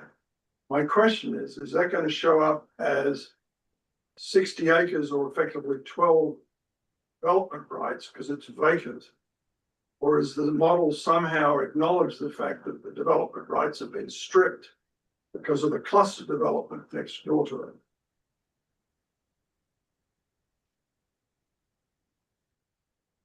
Well, there are a variety of things which may determine how it shows up. One would be if it were, had been subdivided and was expected to be developed with a certain number of units, and that was a known project. In cases like that, only the number of allowed or, proposed units would be added in. If the vacant parcel had some sort of other means of being excluded, then that would factor in. I could see, yeah, so I don't know. I guess my answer would be that it's kind of parcel specific. In such a case. Yeah, were you going to say something, Chris? I could just speak to the examples in Bellingham's land inventory. And first, also to your previous point about the DOE's wetland layer, Bellingham did compare our curated delineations layer from a whole variety of local professionals over a great many years. And we do, there's a lot of commonality between those layers, and our layers do include even beyond what DOE includes in there. So I feel pretty comfortable that we're covering all of the same areas they're covering and some additional ones based on reconnaissance surveys and additional field work we've had local professionals provide for us. For the example you gave, most of those are going to show up if they are in a cluster short plat or a cluster plat of some sort. Those pieces that were conserved and the clustered lots worked around those are typically going to be in a conservation easement, which we've got all those mapped in our system as well to pull those out of the buildable land inventory. In some cases, there may be a reserve tract in an existing plat as a placeholder for future development, and those would be identified as vacant and available for future lots. But if it's a cluster plat to work around environmental constraints, those are not included as available for future development. Yeah, and I would add to that assessor codes of like preserved or open space and et cetera would have been in the list of parcels that would be excluded. So if I can just add on that. So Chris, I think your inventory is reasonably accurate based on my own personal experience in terms of the wetlands layer, and I won't comment about how the parcels have been allocated. But I believe once you get out of the city limits, and certainly outside of Bellingham city limits, once you get into the UGAs, the unincorporated areas, Ferndale, Blaine, etc., that granularity doesn't exist, or it does not. It's significantly incomplete, and it's going to skew the numbers significantly in the wrong direction. It's going to be highly inaccurate unless it's addressed. Yeah, I can really just speak to Bellingham. We do our reconnaissance survey inventories do include the unincorporated urban growth area.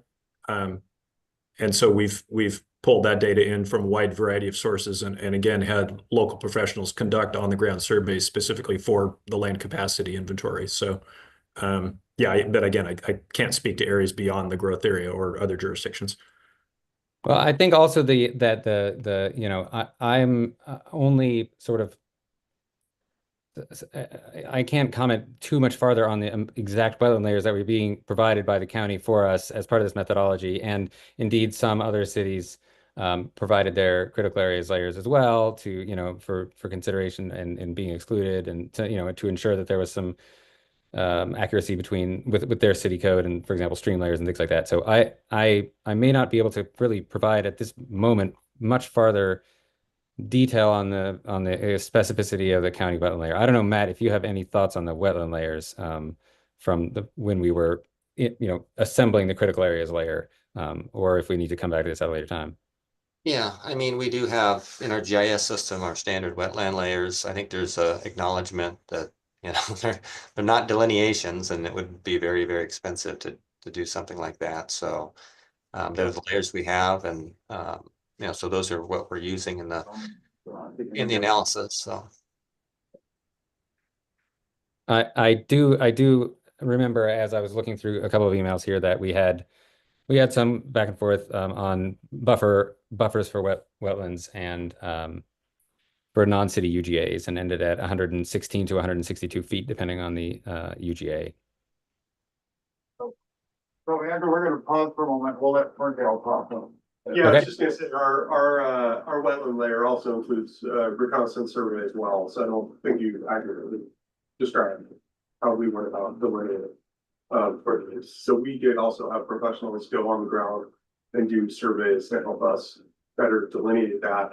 And my understanding is that information for Ferndale is also provided to the county and included in their layer as well. Is that on all the areas? Yes. I don't know if it's on all the layers of our proposed GTAs, but it would be for all of our GTA, because it was done previously. I mean, I'd love to see it. I mean, You can see it, you can go online, we have an online mapping tool. And you can go in our mapping tool and you can click on the different individual ones. The NWI, you can turn that off and turn it on. You can click on ours, you can click on the county's layer. But you can go and click on the different ones. I will do that now. Great, I'm glad to hear it. My whole point with this, by the way, is we have to come up with a realistic number, and I'm deeply concerned. The number we're coming up with is not based on best available science, so. Yeah, thank you, Mike, for that. I recall that Ferndale did provide additional critical areas layers, and we similarly got some from Linden and possibly one other city. Anyway, like I said, I don't have like a comprehensive table that's in front of me right now, and I was using this methodology and going on the layers that I was provided by the cities. But thanks for the reminder. I didn't; those were integrated in there for Ferndale as well as some of those zoning changes as I discussed previously. Go ahead. If I could just make a gentle request, I think what we're supposed to be doing is having the presentation from Andrew, and then we have a public hearing where people in the public can talk, and then we close the public hearing, and then we have commissioner comments. Love the conversation, excellent points from everybody, great feedback from staff on these things, but my request would be that maybe we just pause this for now, let Andrew do his presentation, finish up his thing, and then when that's done, have a public hearing, close the public hearing, and then continue the conversation. Would that be okay? Yeah.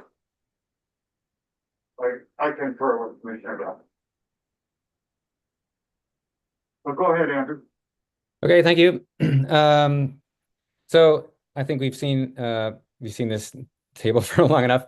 So anyway, these reduction factors, which again, to reiterate where we left off, are applied to the acreage after critical areas deductions, and then we have the further deductions here. Anyway, they roll up by zone in a number of tables, which essentially just add everything up and multiply them by the density assumptions. And the density assumptions, as I was talking about earlier, are found here in the right side of the same tab. So for each zone, we have units per acre, single family, multifamily, commercial FAR, and industrial FAR. And again, these were determined by each jurisdiction based on achieved data from their buildable lands inventory process, as well as proposed zoning changes in some cases, depending on the city, as well as other sort of development prototypes of things that are likely or possible to occur in various zones. So these are added up by zone here in this large sheet. And they come into this tab, which is where we see the grand total of single family and multifamily unit capacity for each zone. And this is the new section that was added, so that Leland added on top of this previously existing template, which was used for buildable lands. So here we have zone categories, which are based on housing types. And here, for convenience, we've added all the commerce guidance showing the connection between various density categories and housing types. And so by analyzing what housing types are allowed in each zone, the jurisdiction is then free to use these drop downs to select the zone category. And then here they are totaled by zone category. So we have the low density, single family serving higher incomes, as I outlined in the slide, moderate density with middle housing and apartments serving moderate incomes, et cetera, et cetera. And in some cases, there were some sort of additional nuance here, where there may be a zone that allows a wide variety of housing types that could serve a couple of different income levels. So this we split, from time to time in some of the cities, not in Linden, as you can see. And then at the top, we have the housing needs. And now, as in response to Commissioner Hansen's comment, these are from the multi-jurisdictional resolution, the same alternative to city county proposed allocations from the EIS. The commerce methodology aggregates into larger income band groups beyond these granular 0 to 30, 30 to 50, et cetera. So here we have 0 to 80 aggregated together, 80 to 120 aggregated together, and 120 plus. And the reason for this is because the land capacity categories that we just saw, low density, moderate density, et cetera, are correlated with these, larger income bands, because they're essentially the commerce methodology acknowledges that there's no way you could differentiate. The land capacity is very difficult to differentiate at a more granular level. And the zoning classifications that they provide are for these three categories. So they therefore set up this table like this. It's just straight from the commerce guidance. Hey, Andrew, could you just explain the income band a little bit with AMI and PSA? Yeah, sure. Yeah, right. So these are income bands based on the percentage of the county AMI, 0 to 30%, 30 to 50, 50 to 80, et cetera. PSH is permanent supportive housing. So as an additional separate section of HB 1220, permanent supportive housing is required to be allowed where housing is allowed. And non-PSH is low income housing, but not without additional services as you would find in permanent supportive housing. And I'm going to flag for later that there has been that there was a bit of confusion about PSH and the emergency housing analysis that we're going to be talking about after this. And to note that the PSH units are included here because they're lumped in with permanent housing needs in the targets, as you can see, and because they're required to be allowed alongside housing in zones that allow housing. Okay, so just to finish briefly, here we have pending units. This is a category that includes a variety of things. First, units that were built after 2023 when we had set the baseline year. And so anything that's currently under construction was built this year. It is in the pipeline, or known to be in the pipeline or expected development is all captured here in this pending category. So that's subtracted out. And then we have the total land capacity. This just aggregates the totals from below. And this looks at the surplus or deficit in each large income band. So in the case of Linden, this was the revised analysis after a proposed densification in the mixed use overlay zone to allow denser multifamily housing in that zone because they had a small deficit before. So the density was increased in that zone, and and we used sort of this process to adjust the density to a reasonable level, based both on what would be needed to meet the targets, but also feedback that the city has gotten from developers and some recent proposed projects, which were closer to the density actually that was needed for these to meet these targets. So that's how the spreadsheet works. And I'll go back and finish the presentation briefly. I'll leave this open so we can have a look later on if there's further discussion. Okay. So I'm going to move on to emergency housing. This is pretty brief. In addition to permanent housing, Commerce also developed guidance to ensure sufficient capacity for emergency housing based on new legislative requirements, which provide targets for emergency housing for jurisdictions and require that emergency housing is allowed in zones where hotels are allowed, and that jurisdictions show that there's sufficient capacity for the emergency housing. This is, however, was sort of a late add to the Commerce land capacity analysis guidance, and it is a more general, sort of broader land capacity analysis, not as detailed, but it does take the output of the other one as the starting point, which I'll discuss here. So first, we looked at the zone acreage where emergency housing and shelter are allowed. And so this, what I mean by zone acreage here is the total acreage after all those deductions of vacant, underutilized land, after critical areas, public facilities, et cetera, in the zones where emergency housing and shelter is or will be allowed. Then there's an additional step of taking into account spacing and intensity requirements.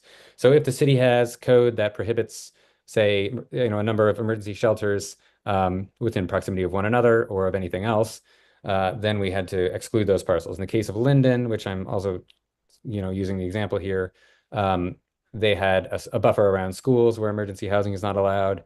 So we did a GIS analysis and excluded all the acreage of those vacant, redevelopable, and partially used parcels within the school buffer. And then we develop assumptions for what type of emergency housing or shelter is likely to be built in these zones. And Commerce provided a large database of properties around the state in various types of zone areas and jurisdictions that allows emergency housing, or sorry, of emergency housing, and how many beds per acre are found in those developments.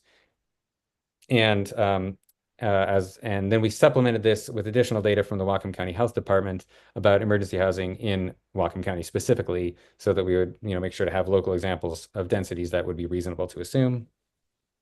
Then we compare with the target. So again, I'll switch over here to Lyndon's sheet.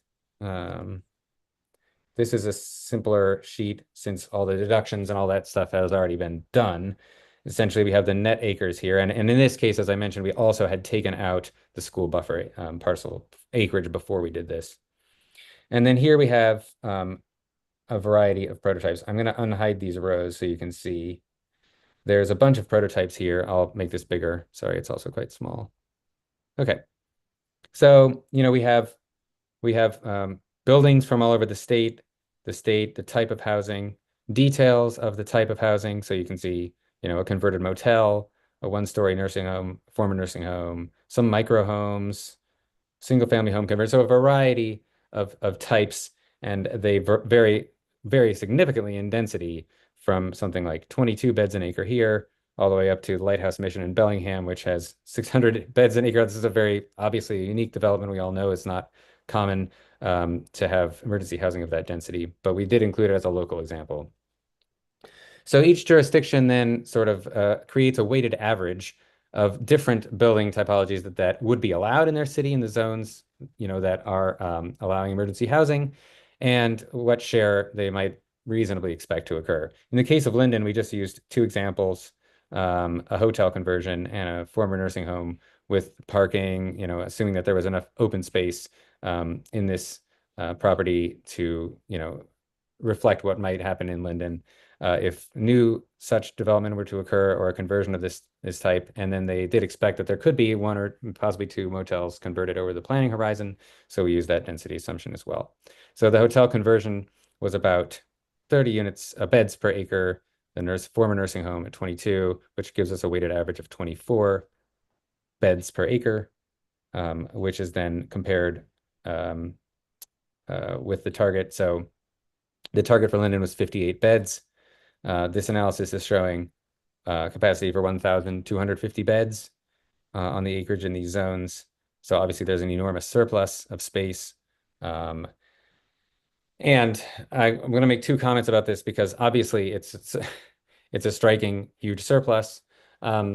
Firstly, when Commerce, came out with added this emergency housing methodology, we started running the numbers in a very, all the places we were working, and found similarly huge surpluses everywhere. So I got on the phone with Commerce to discuss, well, is this what you want? This seems, a little bit like it's overinflating capacity for emergency housing. Obviously, there's not going to be 1,200 beds. Obviously, not every parcel that allows emergency housing is going to see emergency housing.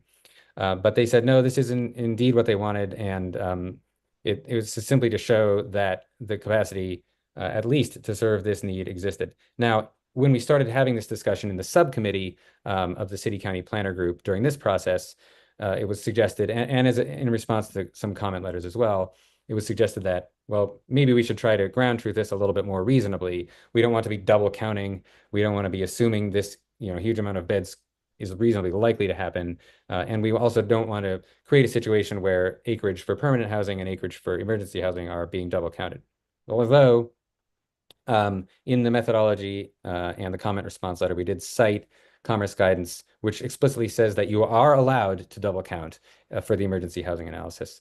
But to avoid the appearance of double counting and to make sure that we were being transparent, we also added this cell here, which back calculates how many acres would be needed at this density for this number of beds. So in the case of Linden, to meet their target of 58 beds at the density based on the assumptions in the other tab, they would need 2.43 acres of land. So this allows the jurisdiction to then go back to their other land capacity analysis and say, okay, well, let's deduct 2.43 acres of this at least to ensure that we could, meet this emergency shelter target without being double counted. So this was like an added insurance, to connect these two analyses. But from a like pure legal commerce guidance standpoint, you are technically allowed to show both. Okay, I'm almost done.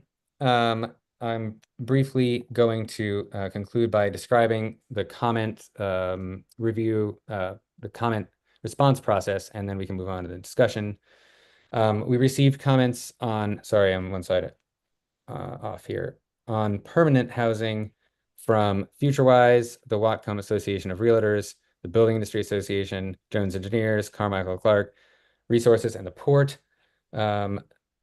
Briefly, the concerns that were voiced had to do with density assumptions and their calculation of infrastructure gaps, market factor reductions, coordination between jurisdictions on land capacity analysis, feasibility of various housing types and income levels, and critical areas.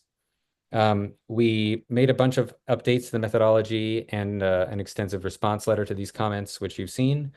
And we also held a virtual meeting in June where we went through these sheets that we've been looking at today, as well as Bellingham's sheets in considerably more detail with all the stakeholders and answered further questions.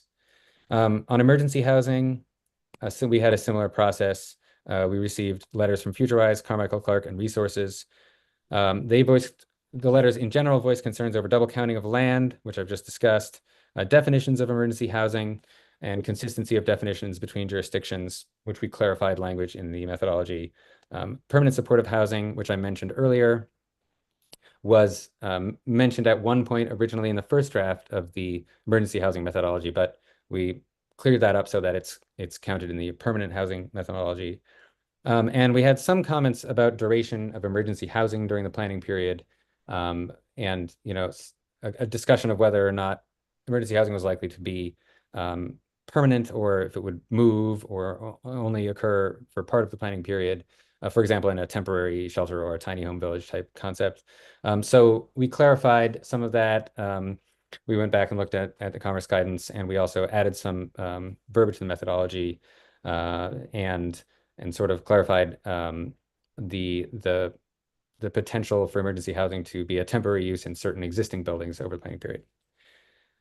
We updated the methodology with those things and made a comment response letter as well. And similarly, at the same meeting in June, we reviewed the LCA sheets.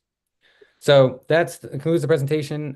Thank you for your time and attention. And we can move on to I'll stop sharing for now, although I'll leave this up open if we need to look at anything again as we move into the comments. Will we get a copy of these presentations? Yes. Thank you. Right. Or discussion? The public hearing. Yeah. Thank you for reminding me of that. Let's open the public hearing. For this public hearing, for the record, will be on the land capacity analysis and methodologies. We have Darcy Jones. You will be given 3 minutes to speak. As a reminder, this is being recorded and will be uploaded to the website. Darcy Jones, do you wish to speak at this time? Yes, thank you.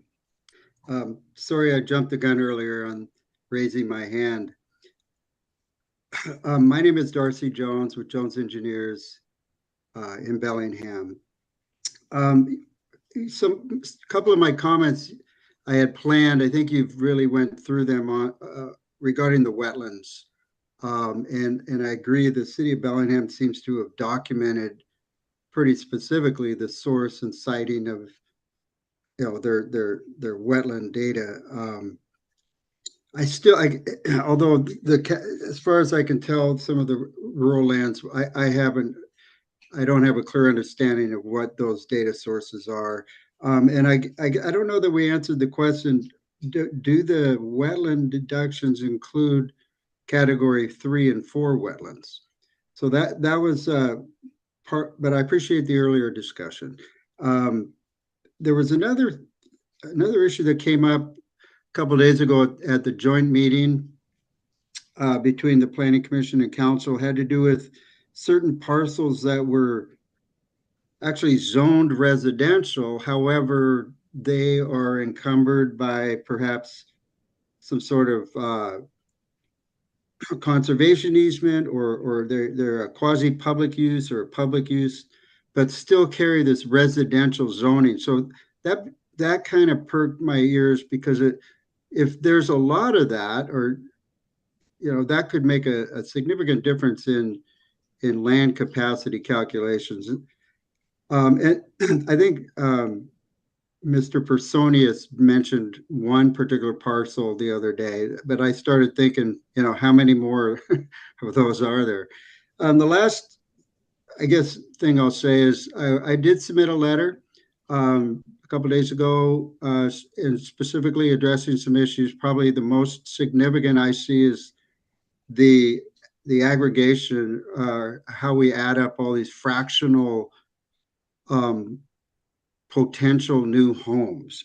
And I think that really, if you've had a chance to read my letter, that really hits home, especially in the developed. There's a category of developed lands in the Bellingham spreadsheet. I'm most familiar with that one. Again, I just can't see the logic of adding up fractional future potential homes, and then just adding all those up for 8 or 10,000 lots. That doesn't show us where we can create housing. If you had 3 lots next to each other and each one yielded 1.3 new homes, that only adds up to 3 new homes, not 4.2, if you can follow that math. You can't build homes across lot lines. You have to respect the parcel lines. But any input on that would really be helpful. Thank you. Thank you for your comment. Perry Eskridge. Do you wish to speak at this time? Yes, please.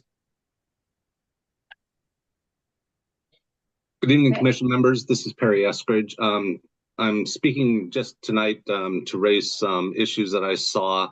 I should point out that these are not official comments from any of the associations that I represent, but just aggregations really of some of the comments I've heard. I did provide written comments today, and I just want to echo the analysis that the Jones engineering firm sent to you regarding the aggregation of homes. There's always just something didn't sit right when we were talking about the developable land capacity and the number of homes. That was why we were talking about you need to ground truth some of these assumptions. You need to go out and see if it's actually achievable. And today, the Government Affairs meeting had the Government Affairs Committee at the BIA had a very interesting discussion with the Bellingham Public Works Department. I just thought there were some quotes that came out of that meeting that I think is a good sort of touchstone for this. One of the bigger developers in Bellingham said, if the land is green, there's probably a really good reason it hasn't been developed yet. And you need to take a look at that. There's a significant problem. The topography is wrong.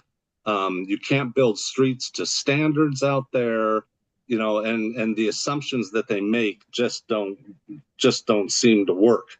I think that's a really good thing to remember. The other quote that sticks in my mind is, developers build for customers. They don't look at what the plan is for the next 20 years and then say, am I really meeting the city's goals? They build for the customer's goals. The customer has to live in the building. And so, those assumptions sometimes need to be discussed. And this is where I get into some of the research aspects of this. Every assumption is great until you run into the facts. And a good one, I think, is the developable land, the restrictive covenants. If you use the University of Washington work, they were looking for racial language. They were not looking for building restriction language. And I don't think just doubling the amount of racial language gets you where you need. In fact, talking to a lot of developers over the last several weeks, almost every one of them since 1970, when they built something, there's either a deed restriction or a plat restriction that says one building per home. And Rudd Brown can get into this a little bit more, but we have the technology to go out there and research these, go deed by deed, plat by plat, and find out where those restrictive covenants go. We also have the ability to go and look at some research of what people are looking for in terms of homes. People that buy homes, there's a whole myriad of factors before they decide to add another building to their yard. And it just doesn't seem like that research has been done. Thank you for your comment. There are no other attendees. We'll close the public hearing. Commissioner Gray. Andrew, can we go back to the model for a minute? I had some questions when we went through it. Wanted to understand it a little bit better. While you're pulling it up, if we could go to I think it was the zoning page that had all the factors on it. Actually, no, maybe start here, since Okay. we're on this page. So lines 8 through 11, and then 12 and 13, on the total capacity, remaining needs, pending units, aggregate housing needs, we're bulking those together. But under housing needs in column C, we've broken them out. We've made it clear that, we need 957 units for 0 to 30 non-PSH, et cetera, et cetera. Obviously, when we aggregate the stuff to the right of that, we're going to lose the detail of what's available for, some of these other lower income housing needs. I'm curious, why does that happen? Because I'm guessing that if you didn't aggregate it, you would have deficits on the right side in column H for some of those. And so I just wondered if you could speak to why, how, what should we do with that? Yeah, thanks for the question. Why is because, Commerce set up this tool and this system, and this is how it was set up. But I think the underlying principle is that this is one part of a larger analysis of land capacity. And this may speak to some of the public comments as well. Of course, there is, in the same way that a homeowner or someone who's building a custom home, for example, or someone who may add an ADU or a second unit, there's a huge myriad of factors that may cause them to do that or not to do that. In the same way, there's a lot of factors beyond land capacity, which determine whether or not someone would be able to build deeply subsidized units at 30% AMI. Obviously, the biggest factor is finance.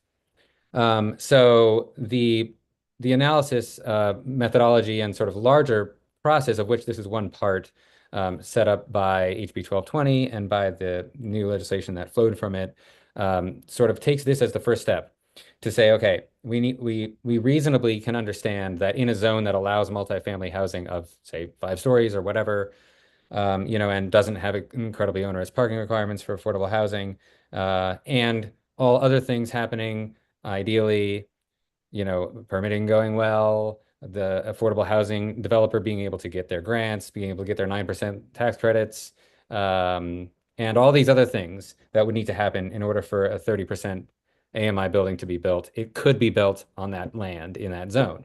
But equally, somebody could come along and build some housing in that zone that might serve, 80% AMI without as much subsidy. And there's no way that the zoning would be able to differentiate between those. I mean, even with things like inclusionary zoning or affordability requirements or density bonuses, that sometimes those occur and sometimes they don't. Sometimes somebody might not take the density bonus, et cetera, right? So all these additional factors are sort of kind of flow from this analysis into the adequate provisions analysis, which looks at these various barriers to housing production based on each jurisdiction's zoning and regulatory environment. And also, Commerce will admit, and reasonably so, that a lot of this comes down to where the financing is coming from to build this affordable housing. So this is not the end all and be all of what's going on. This is only to ensure that's, a tool to ensure that cities are zoning adequately for the housing to be built, if all these other factors take place. And there is additionally, and you can find it in the current, documentation that we're working on with the comprehensive plan, adequate provisions analyses that we've been working on with the county for every UGA, to look at what the barriers to housing production are and provide recommendations on how those barriers to lower income housing production, may be able to be addressed in each city's comp plan. So that sort of is why these aggregations take place. Simply because, being able to pinpoint exactly what type of multifamily housing and what affordability level it might be built at is beyond the purview essentially of a land capacity analysis. This is just a tool to ensure that the zoning is in place for it to happen. Yeah, that's helpful. Go to the zoning tab, with the factors. So I must have missed, or maybe I missed some of this. Could you explain, in kind of columns D through whatever, these, H, why are they all the same? All these zones are different. I have to imagine the deductions on the ground shouldn't all be the same. So I guess, could you walk me through why every single number is the same and they're all just rounded to the nearest 5, essentially? I think that I can only speak in general about this. Essentially, these reduction factors were developed by each city. In this case, we I don't maybe have a great answer right now as to why they're the same. I can speak to the market factor more than the public use and infrastructure reduction factors. The market factor is has been a topic of much discussion during this process, as you know, obviously, and really every time that there is sort of an attempt, there's been an attempt to sort of move beyond this 15 and 25 baseline, we sort of ended up just coming back to it because there was really no better data aside from what the city and county had conducted during the billable lands, as well as Commerce's recommended guidance that's been developed over many years. And I would also mention as an aside that the new UGA draft guidebook has some additional write-up on market factor, not maybe as extensive as we would have hoped for in that guidebook. But anyway, these were not adjusted by zone in this case because we didn't have granular enough data essentially for these small areas to make any real determination as to why one zone might be more likely or less likely to be developed based on a lack of recent development overall, or just it being a very small area with a small amount of available acreage in a small place. I think in larger cities, there's a lot more data to go on for these calculations. Like I mentioned, in the mixed use overlay, we did increase them to reflect, the less likelihood of development in some of these parcels based on, in this eligible category were parcels where, for example, there has not been as much developer interest. The city had sort of done some outreach or got some proposals for some of these parcels, which we put in the likely category. So we assume those were slightly more likely to redevelop than the eligible parcels, which have the zoning to allow a higher density, but haven't seen as much development interest. Okay. But there's this sort of baseline range, which I think everyone was working from, and in some cases there hasn't been much, data or compelling reason to change beyond the baseline range, which was based on Commerce and CAI's methodology that they came up with during buildable lands. And like I said, these factors are sort of also up to the cities too. So my involvement in setting these factors is limited. They've mostly been set by the staff of each jurisdiction based on the methodology. All right, thanks. Commissioner Brown. So I'll try and make this brief.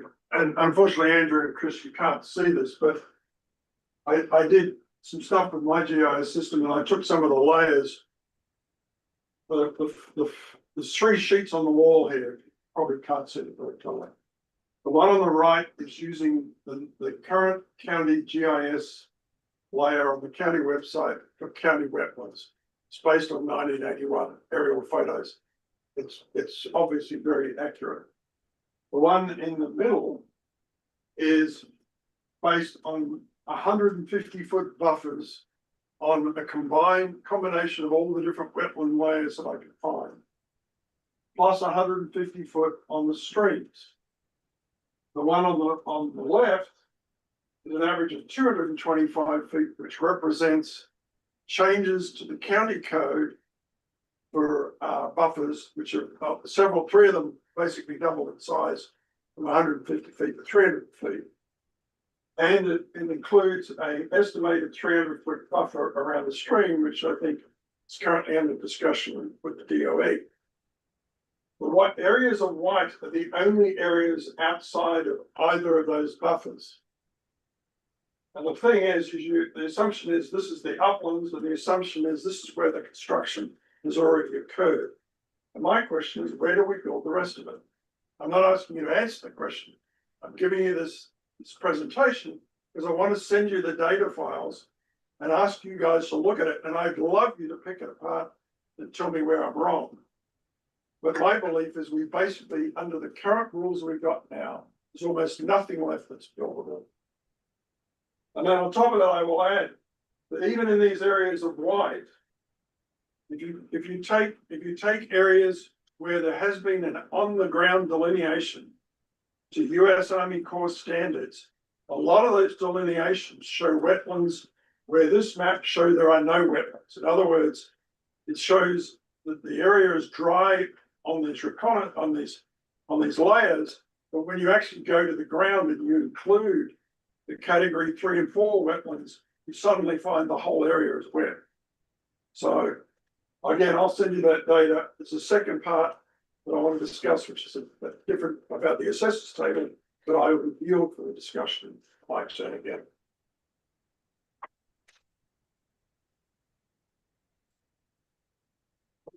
Someone else has done. Go ahead. I had more. I just gonna wait until, okay.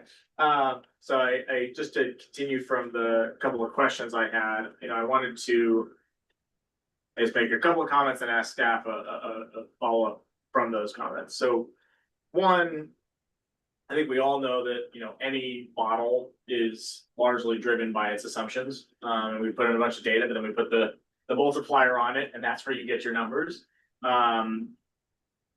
From the conversation around the deduction factors, the fact that jurisdictions drive them, I have concerns that one, they're not particularly scientific, and two, they may be selected so that the numbers at the end show that we have zoned for enough capacity and thus don't have to do any work or additional zoning. I've seen this in other jurisdictions quite a few times.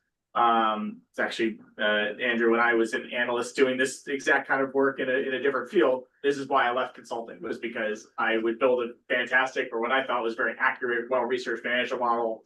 And then the partner would come in and say, oh, well, the actual result doesn't look the same. Let's go look at your assumptions page. Oh, change this factor from 1.1 to 1.3. And boom, all of a sudden it says exactly what the client who ordered the consulting report wanted. So what I'm concerned about in my question, is considering that the land capacity analysis that we're focused on is very much focused by zone. And that's directly linked to the kind of housing we think will hit each AMI band. My question for staff is, what is the downside from this exercise of underestimating the amount of developable land, which I think is the main concern on the table currently? And then conversely, what is the downside if we ended up overestimating the amount of developable land? So if we were to take this and double all of it, what's the downside of doing that? Versus if we go with what's currently here and there's concerns if we're underestimating, what's the downside of that? Would love to hear staff's opinions of what the downstream effects of those are. And I don't know who wants to start because I'm happy to give you just a couple of thoughts. So if we significantly overestimate the buildable capacity, we say, hey, despite all the critical areas and buffers and market factors and other deductions we've made, we still have, Bellingham needs something like 18,000 and a little bit more housing units in the next 20 years based on the one of the projections we're in our preferred alternative looks at. And say we estimate, oh, hey, we've got capacity for 40,000 units. We're good to go. Just leave it as it is. If we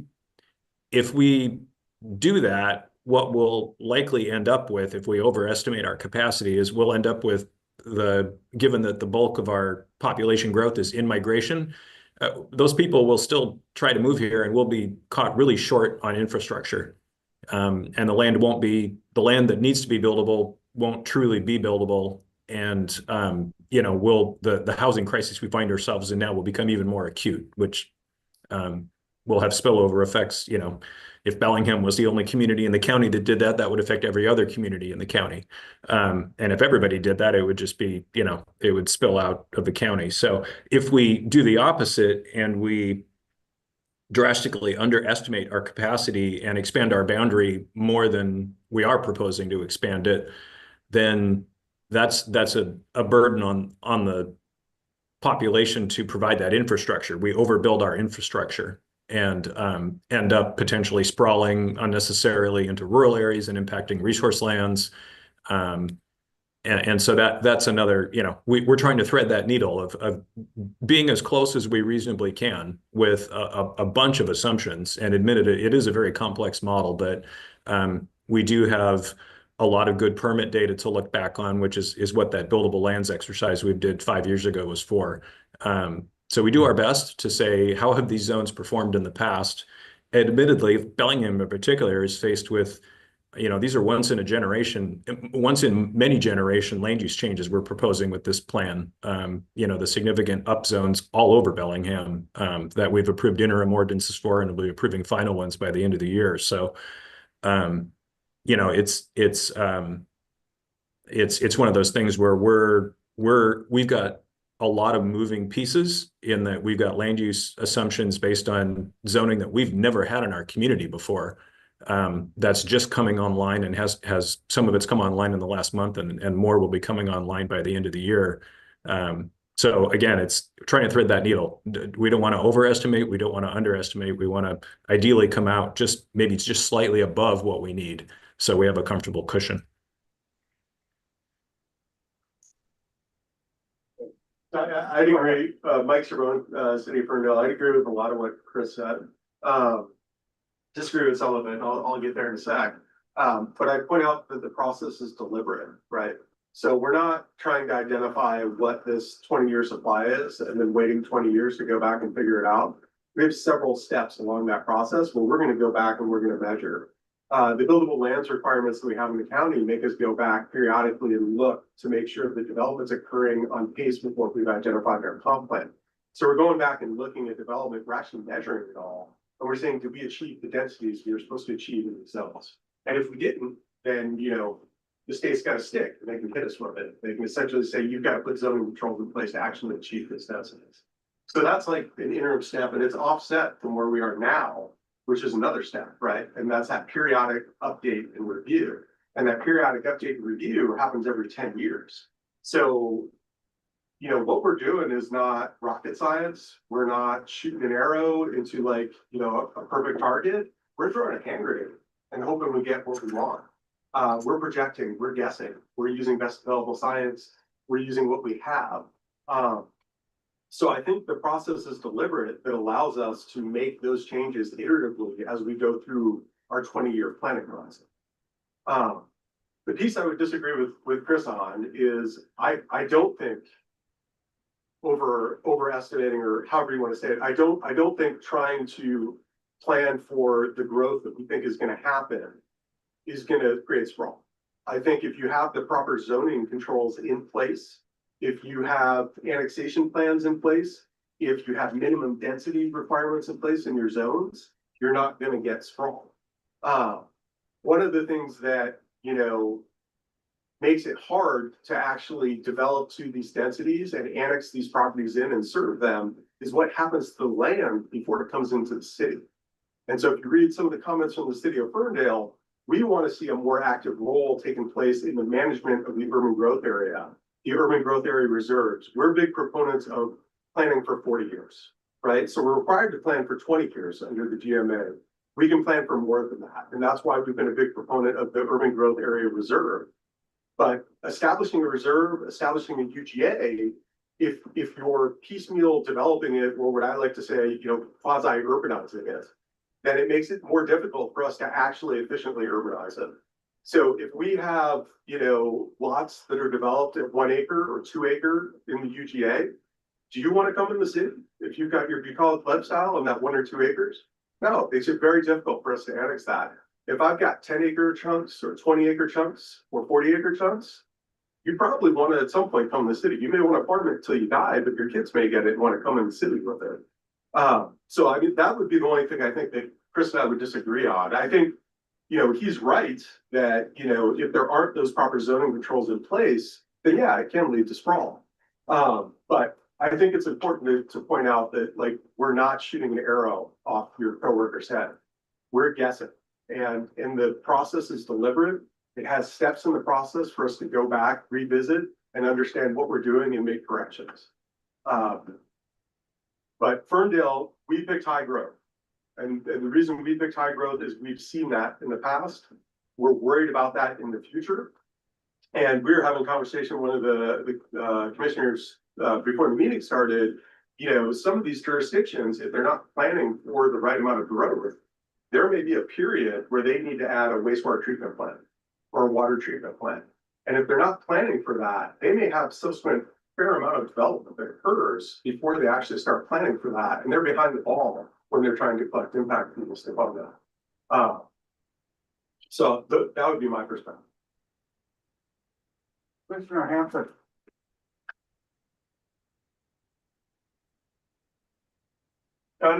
Jim. Sorry. Oh, yeah, for Mr. Behe.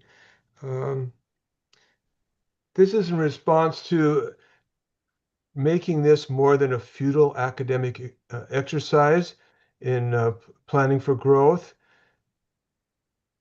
I know from talking to people in the Alderwood Birchwood neighborhood where there are higher densities zoned, they're being refused building permits because the city hasn't extended the infrastructure needed for that densification into those neighborhoods. And now we're talking about also expanding into the UGAs, or needing to expand into the UGAs. How is the city going to put its money where its mouth is on this densification, which, by the way, I'm all in favor of it. I'd like to see giant residential towers dotting the city and pristine rural areas. So I'm all in favor of densification. I'm one of your biggest supporters, but I'm frustrated that there doesn't seem to be an expressed commitment on the city to create the revenues to provide the infrastructure. I know we're already having major increases in the water and sewer bills. I'm a city resident. Are those going to be adequate to cover for all these needed expansions? Yeah, I think the biggest thing for Bellingham is it's been an exercise in balance over the last since really 2006 when we adopted the urban village concept.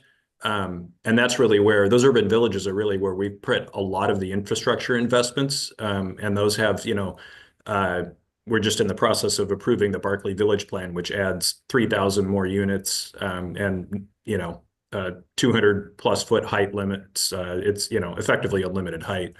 And so those 7 villages, we've invested heavily in, downtown, the waterfront, Samish Way, and those are the areas where you've seen, they've accommodated about 40% of the growth in Bellingham on about 5% of our buildable land area over the last 15 years. So they've been that we feel like that's been the most sustainable, best bang for the buck. We are faced now with some areas we do need to annex some areas. We Monday had a public hearing on expanding or annexing the Northern Heights neighborhood, and council was asking some difficult questions. We've got a really challenging work session coming up to answer, especially in the economic cycle we find ourselves in. How are we going to bring an area in that pencils out to be negative? It doesn't have given the suburban densities it's developed at and the somewhat limited development capacity it has for future housing. How are we going to make that work and serve it? Alderwood is a great example of an area with, a mix of uses, industrial, residential, some commercial. And we put those pipes in the ground 40, 50 years ago and have not annexed it yet. And so the development's there because of city services. We hope there's capacity there for additional housing units, especially if we do annex that area within this planning period. Then our middle housing rules allowing 4 units per lot will come online. And also, you know, we would be looking at potentially upzones in that area as well. So it's always that balance. Where do we choose to invest in infrastructure given the limited resources that we have? And how are we able to do that in a kind of a phased and thoughtful way that ensures that, you know, we're able to kind of accomplish what we need to when we do bring one of those areas in. We usually, when we annex an area, we have, you know, usually a goal of within 6 years, those services are in place. We, you know, we don't have the resources right now to extend ourselves too greatly to do that. If we have areas where we have a lot of development capacity, then through development agreements and other kind of creative ways, we can work with property owners and developers to provide some of that infrastructure on their side of the ledger. There are still enormous costs, though, associated with providing that service in an ongoing fashion. So it's a balancing act, and I will say, you know, what we've seen in recent decades is that density is the way to go, which is why those urban villages have been such a big piece of our growth strategy and continue to be. They, you know, we're still counting on them taking at least 40% of the growth going forward. Commissioner Brown. So the second issue I wanted to bring up, particularly for Andrew, is when you take the assessors database and you look at parcels that have got the zoning, and for this illustration, I'm only focusing on R5 and R10 zoning in the county, just for simplicity's sake. If you take that zoning, there are, and you don't go down to the next level, which is property use description, you are going to pick up a huge amount of land that appears to be available for housing. And for example, I just did a quick thing today, the 6,300 acres that is zoned for R5 or R10. But when you go to the property use description, the property use description is incompatible with residential housing. And I won't go through all of these, but for example, there's a parcel that's being used for religious purposes. It's zoned R5. It's 80 acres. There's one that is used for water storage, zoned for residential. It's 92 acres. There's a 101 acre open space parcel. There's a 108 acre sand and gravel pit. My point is that we have an obligation to get down to what the true buildable land inventory number is. And for that, we have to go further down through the assessor's parcel list to establish what the land actually is and how it's currently being used. Because a lot of that land zoned for rural is not suitable for residential. So I'd be interested to see how that's going to be factored into the report. Yes, thanks. I may have to send this one to Matt because the capacity calculations outside of UGAs and LAMERS were conducted by the county, not by me. And my comment is overall, it's not, I'm just using the county as an example. Oh, right. I mean, yes. Again, though, I think the classification process, you know, which was based on the assessor data, was something that we sort of received from the county based on this methodology. So although I totally hear and understand and agree with what you're saying as far as the need to look at the uses of some of those parcels in zones where housing may be allowed, you know, I did not conduct that step of this analysis. I don't know if you have thoughts on that, Matt. I probably have to talk to our GIS person. And Andrew, can you bring up some of the land use codes in your Linden spreadsheet? Sure. I'm also happy to comment on what I know about how we've conducted the methodology to address that issue. If you do you want me to share this sheet, Matt? Yeah, I'm just looking at 2023 parcels because we have a land use code in there somewhere. Yeah.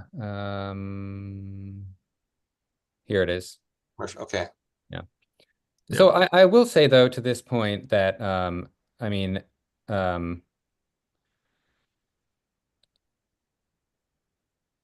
that there are, you know, that like in the case of Linden, the review of parcels, in a jurisdiction of that size, and to Chris's earlier comments, there was a lot of iterations of things that happened. So it wasn't just blanket acceptance of the model, and indeed, a lot of the most important, a lot of the sort of key issues at stake in this particular round and planning process being around lower income bands and multifamily housing. We did spend a lot of extra time focusing on that in Linden. In the case of those mixed use overlays, we were looking parcel by parcel, like what's on this parcel? Is this a parcel in the overlay that might redevelop or not? If not, we'll leave it out. If we know it's going to redevelop, or has been expressed as a place that could see redevelopment, then yes, we're going to include that. And there was like a real parcel by parcel inventory, especially in that area. And I guess I'll also just like briefly mention here, like looking at the Linden map, which I was glancing at a minute ago, there's not, as you can see, a ton of vacant and redevelopable parcels anyway, except in the UGA, which are like known to be vacant. Again, like we didn't necessarily vet. Staff did vet every parcel, but we didn't talk about every single parcel. But it's a small enough geography and area that we really did look carefully at a lot of things. And just to sort of to emphasize that we didn't really just dump this into the spreadsheet and forget about it. Like there was a lot of work done, especially on the parcels with the mixed use overlay, to sort of parcel by parcel level to see where we thought development might occur. But anyway, Matt, to your point, yeah, there are a variety of use codes in here. Commercial, multifamily, residential. Some of these were excluded, some of them were included. Here's some areas that are open space, that are classified as vacant. Here's an espresso bar. I can also I know the other cities did similar things. Bellingham literally did scrutinize every buildable parcel in the inventory, which is, something on the nature of, I think in the vacant category, you're talking more than 10,000 parcels. We used our latest aerial imagery to scrutinize those block by block. We looked at our best mapped conservation easements and other things that might not show up in the assessor's data. And we also included our permit data where we have pending development, so that if something was vacant and it has a pending project that hasn't been approved yet, you wouldn't see that on the aerial, you wouldn't see it in the assessor's data, but we would say, okay, let's pull that out of the regular vacant land model and put it into this pending status. And so instead of relying on the model to estimate housing units, we'd plug in the actual amount that were applied for after the engineering and guesswork had been after the engineering and other on the ground work had been applied to it.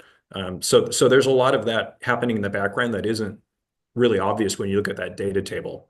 Each jurisdiction got to sift and sort through those tables after the county provided the base information. And there were a lot of edits and changes made. And as Mandry said, that was iterative. It went back and forth a number of times. Yeah, and to that point, Chris, we did the same pending thing you just described in every jurisdiction. So we had a whole process whereby everyone sent in their permit data, and we took those parcels and looked at them separately. We put the known number of units on them. We excluded them from being classified as vacant, so we wouldn't be double counting them. Yeah, and that was a process we did with each UGA. So let's, Commissioner Hanson have a hand up. He's had it up for quite a while. Go ahead. Just a quick one, looking forward to our further chapters, but for Mr. Behe, what consideration is there for the North Bellington, parts of the North Bellingham UGA being designated as an urban village as per what I call the Coconut Grove Urban Village Plan? The North UGA area? Are you talking about? I know the city, as you undoubtedly know, Western Washington University did a yes. study on that. I call it the Coconut Grove or urban growth area. I would say we did an extensive public process as part of our engagement over the last 18 months, asking people if they felt like there were spots that would be ripe for new urban village plans. There was some interest in that area. It's problematic because of the proximity to the industrial zones there. But that was an area that did pop up as an area of interest. far and away the most popular spot, and I mean like more than double the interest of any other area in town, was in Cordata near the Northern Whatcom Transit Depot out there by the community college. So that's also an area that's been on our map as a potential spot since our original 2004 urban village planning exercise. It's just an area that we haven't got around to yet. So if we were to stand up a new one, that's likely to be the first place we would look to consider. But yeah, I would say for sure there was interest in that area, and we did see the student work to kind of come up with a kind of a prototype master plan for that area.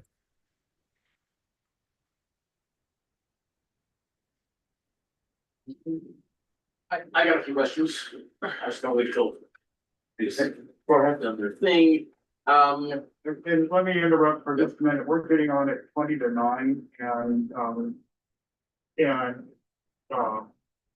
the people that are being asked the questions, if we can figure out how to be a little more brief so we can get more of this information done. So, go ahead. Sure, sounds good. Let's see, so when I look in I think one of the questions is what's gonna happen in the future? And part of that might be what happened in the past.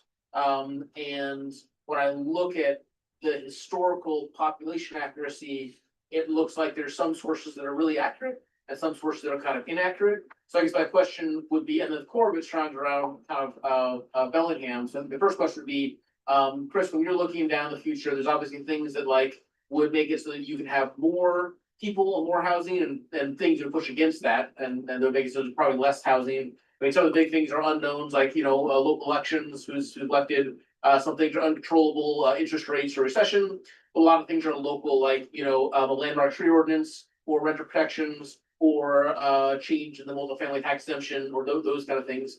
Could you talk about, like, when you're making your projection for 30,000 growth, what are the things that you're looking at that support that number? What are the headwinds that you see that might lower that number? What are the things you might see that might raise that number? Sure. I mean, that number was arrived at as it's basically the midpoint between the Leland OFM medium countywide number using the historic shares distribution, which was that 24,000 number for Bellingham, and then the adjusted high number, which was the 36,000. So that 30,000 number fell just about in the middle, and then also is very, very close when you look at that 30,300 over the 22-year period that we're looking at for that number.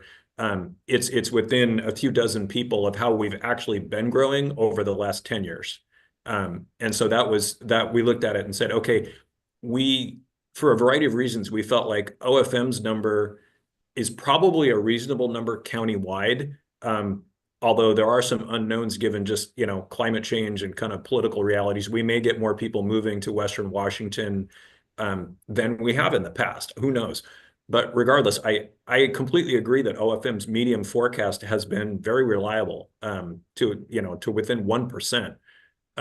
Bellingham was not comfortable using the historic shares number and dropping down to like a 24,000 number, because that would be about almost 500 people less per year than we've been experiencing. And we felt like that would be irresponsible to not plan for that number. In an ideal world, there'd be a lot less people living out in the rural areas, and we would balance out to that OFM medium number anyway. And the county's taken some strides to lower that number through this exercise, which is, I think we all think that's a great thing. I think it remains to be seen, how much of the, and I've talked before about the things Bellingham has done just even in the last year, adopting the middle housing regulations in all zones, expanding the MFTE tax, benefit to all zones. We're in the process of adopting permanent middle housing regs by the end of the year, and part of that will involve looking at minimum residential densities in all zones, and simplifying our zoning code so that we don't have 20,000 square foot zones anymore. We've got higher minimums for those. And then again, like I said, those urban villages. So we feel like we're opening up enough density, particularly with that House Bill 1110, that's going to be something that plays out over generations to come. That it's realistic to expect that with those changes and expanding our boundary like we're proposing, that we will have capacity to accommodate that housing. You know, the numbers work out to be just a little bit more than half of the housing in the county for the growth component. So,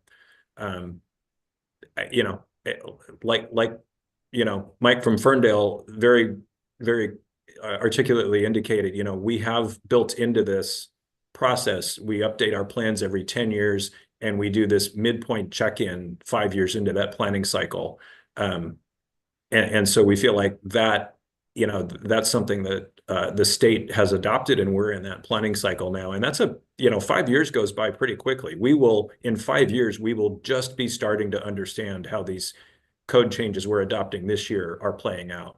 And we will undoubtedly need to make adjustments, both to our code and to our assumptions in the land capacity model.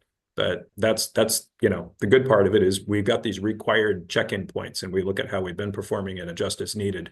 And the next time we go through this exercise, we will have learned from the last buildable lands analysis where we were right and where we were wrong, and we can adjust accordingly. And hopefully we get better at this over time. Could you talk about fractional units? So in Appendix B, that's where you kind of describe your methodology for how you say how many homes you're gonna build, basically. And one of them is by assigning units per parcel, essentially. And I think in the appendix, it says you use whole units. Joan said there was a Excel spreadsheet they saw, we're using fractional units. Sure. So like fractional ADU, whatever from there. So that's my first question. Are you using fractional units in your spreadsheet to determine numbers? If so, that reduces it from 18,000 homes to 14,000 homes. You're not getting your mark, whatever, that kind of thing. Could you answer that comment? Sure, I would say it's complicated, but yes, both are true. And let me explain how that works. In the master, the big spreadsheet that we have, or in the worksheet, the one that has all the parcels, all 26,000 records for Bellingham, for the middle housing component, that House Bill 1110 piece on already developed lots, we do, as those formulas indicate, use an integer or a whole number for that. We figure out on a per parcel basis.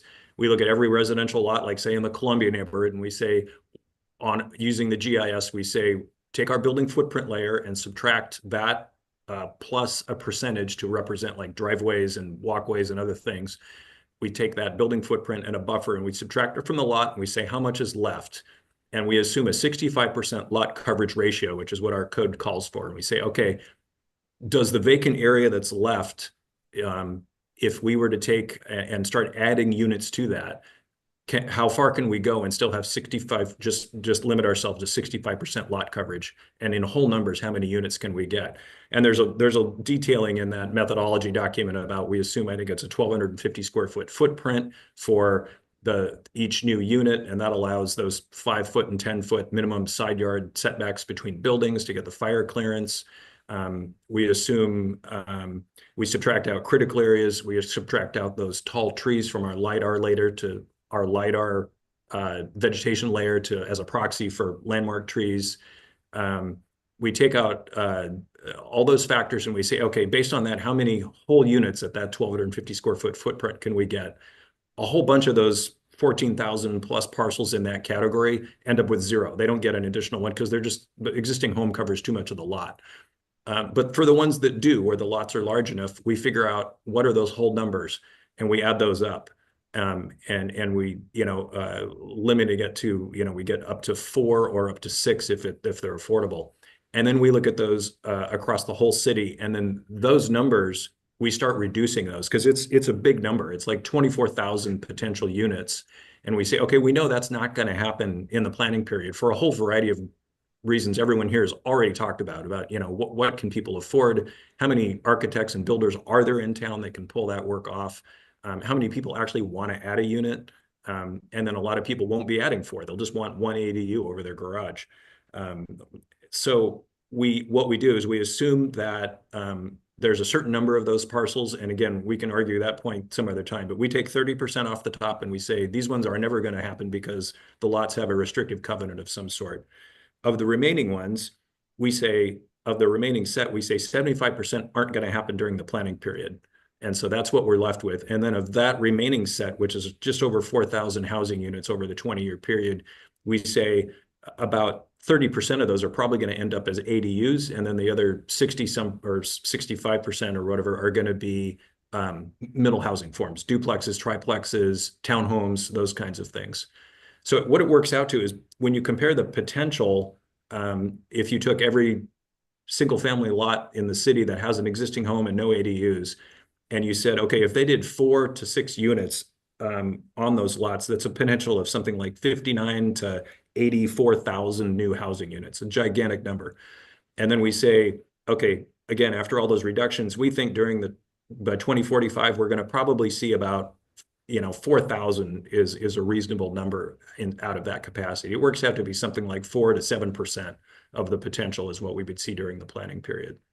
So, and total, counting that middle housing, the ADUs and the middle housing units, plus the ones that are in pending projects that we've already counted during that we think will be built. Again, the date stamp for this data, I think Andrew mentioned it. It started in June of 2023 was when we finalized the parcel data for this exercise out to 2045. When you combine the pending projects and those other ones, the whole middle housing component is about 6,000 units, which is about a third of our total development capacity during this planning period. The multifamily units are still the majority of our capacity. I think it's about 10,000 units, and then the remainder are what would be single family detached units.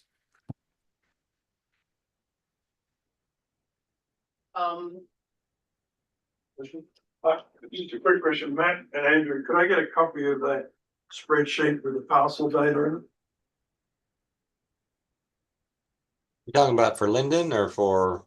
No, the whole land capacity analysis.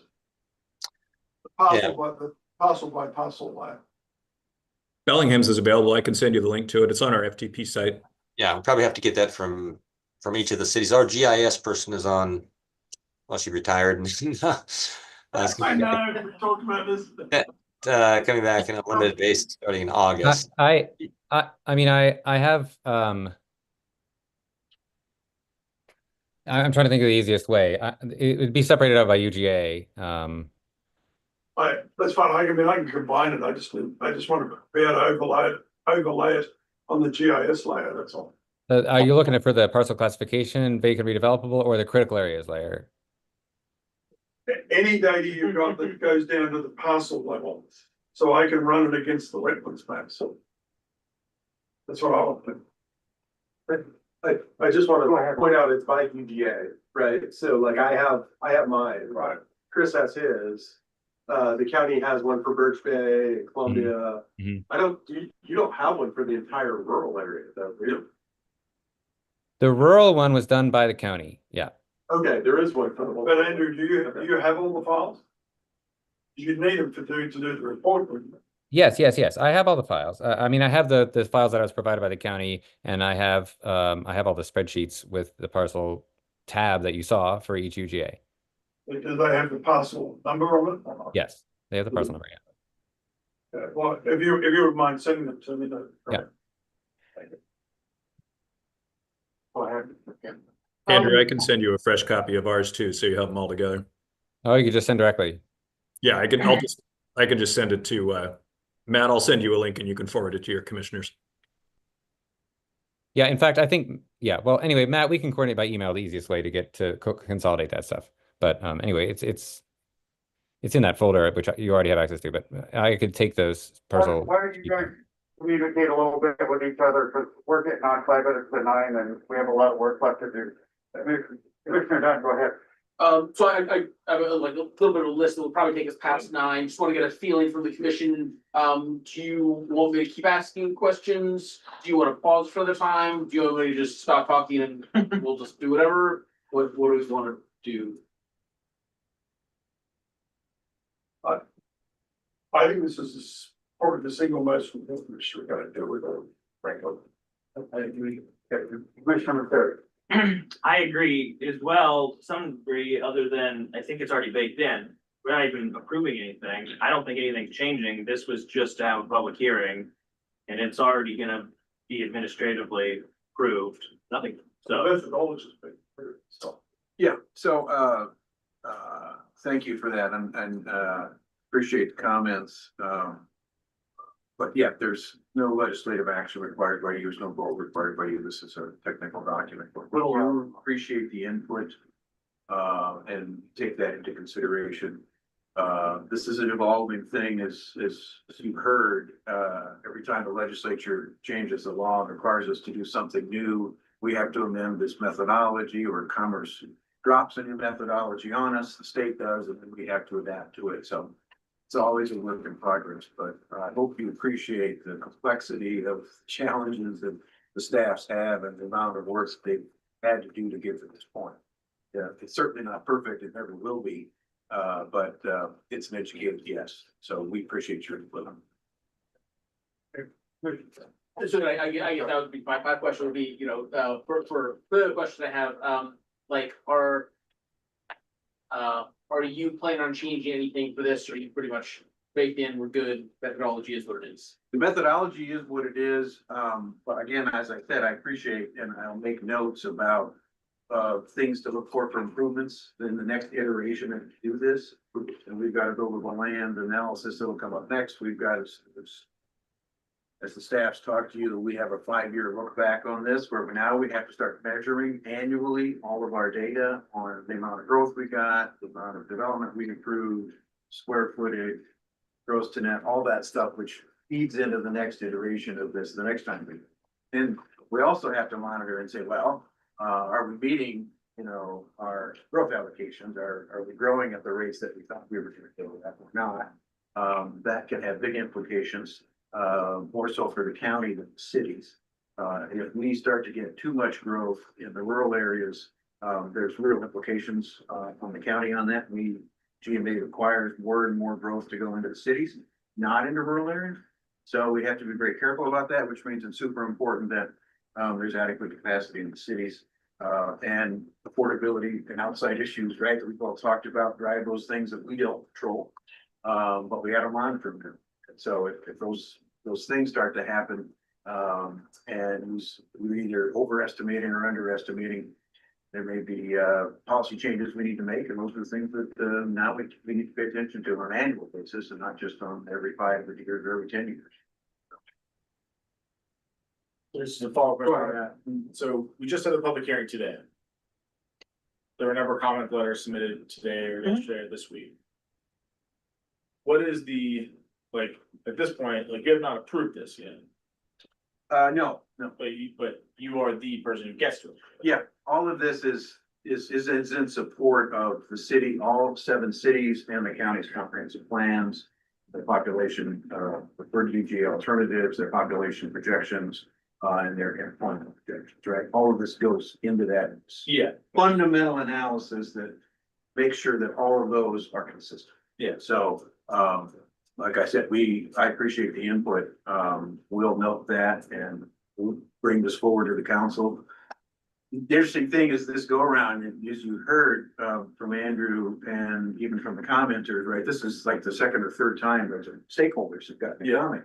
So they've had really, really good conversations about this stuff, down to the granular level. And we're under resource constraints, right? We've only got so much folks and so much. So I really appreciate the highlighting, and that was highlighted by the stakeholders, that we need more research. Absolutely.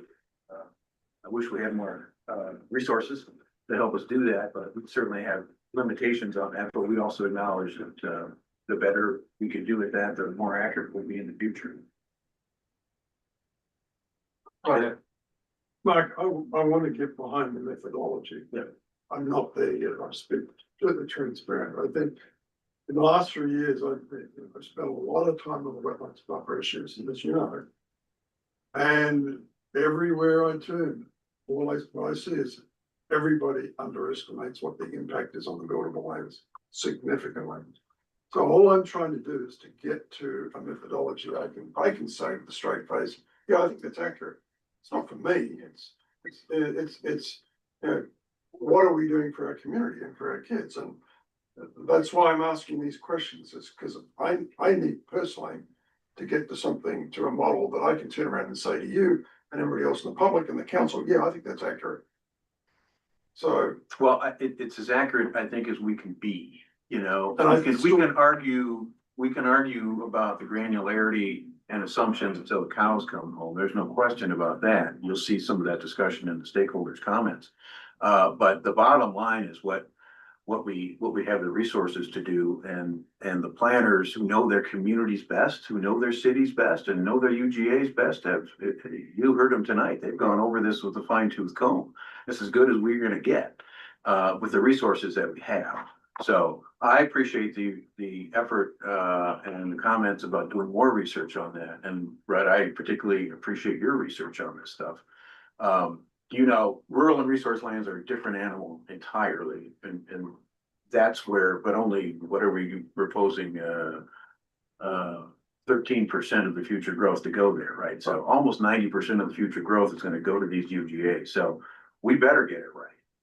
And that's where that additional monitoring that we have to now do, we gotta report now annually to Commerce on number of units we're issuing, by these sort of density types. It's all new. This is all new for all of us. This is a game changer. So when you say, what can you predict? You know, that's an unknown, right? We're doing our best, but with the resources we have. But like I said, one last point, but one thing I haven't heard from anybody though, from across the entire state is, okay, so we have wetlands and buffer requirements inside the urban areas. I have a point of order. Why is Commissioner continuing to speak when not called upon? I thought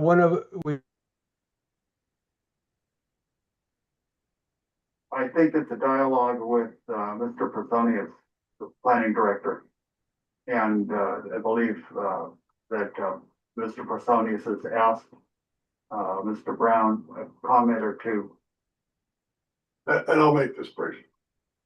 The one thing that's missing is where urban areas require a degree of mitigation for wetlands and buffers is where the mitigation is going to occur. The most logical place it's going to occur is outside of the UGAs because it's in the same sub-basin. And that is going to affect both density available there and potential future UGA reserve issues. And that's one of my other concerns is it's fine to say we've got it. It's fine to say we can mitigate it. But the question of where are we going to mitigate it and what's its impact? Because the ratio is usually, it's not 1-to-1, as you know. It's wetlands, it's 6, 8, 12 to 1 in terms of acreage is the impact. So I'll shut up. And I'll just follow up and then I'll be quiet. I agree with you, and that's where the research, you know, right, that's gonna be a new trend. We've got new wetland mitigation banks coming from the city, we've got the Lummi counties looking at doing an outside mitigation program, and there's private folks looking at it, and there's us looking at it.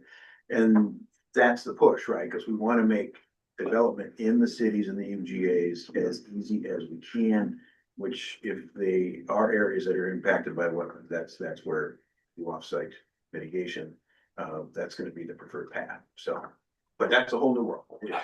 And Commissioner Hanson, your hand is up. Do you have more that you'd like to say? Well, as part of this, I just think that someone who is a stickler for Robert's Rules of Order would realize that dialoguing is out of order, and I'd like to move that we adjourn.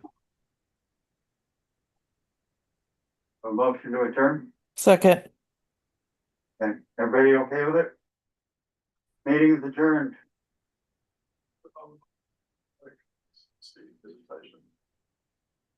We're already adjourned. Where's the gavel? This boy's running. I wanted to, Dan looked like we don't say that. I wasn't gonna be here tonight anyway, so. Thank so you, win guys. on that. So, it's all good. Pleasure. What about that? I wanted to talk to your relationship. Yeah, no. Roland went away. I mean, moderate pleasure. Kirk went away. Like, I know, I think one of the biggest causes. Yeah, the twin brother. I did work for Republican County.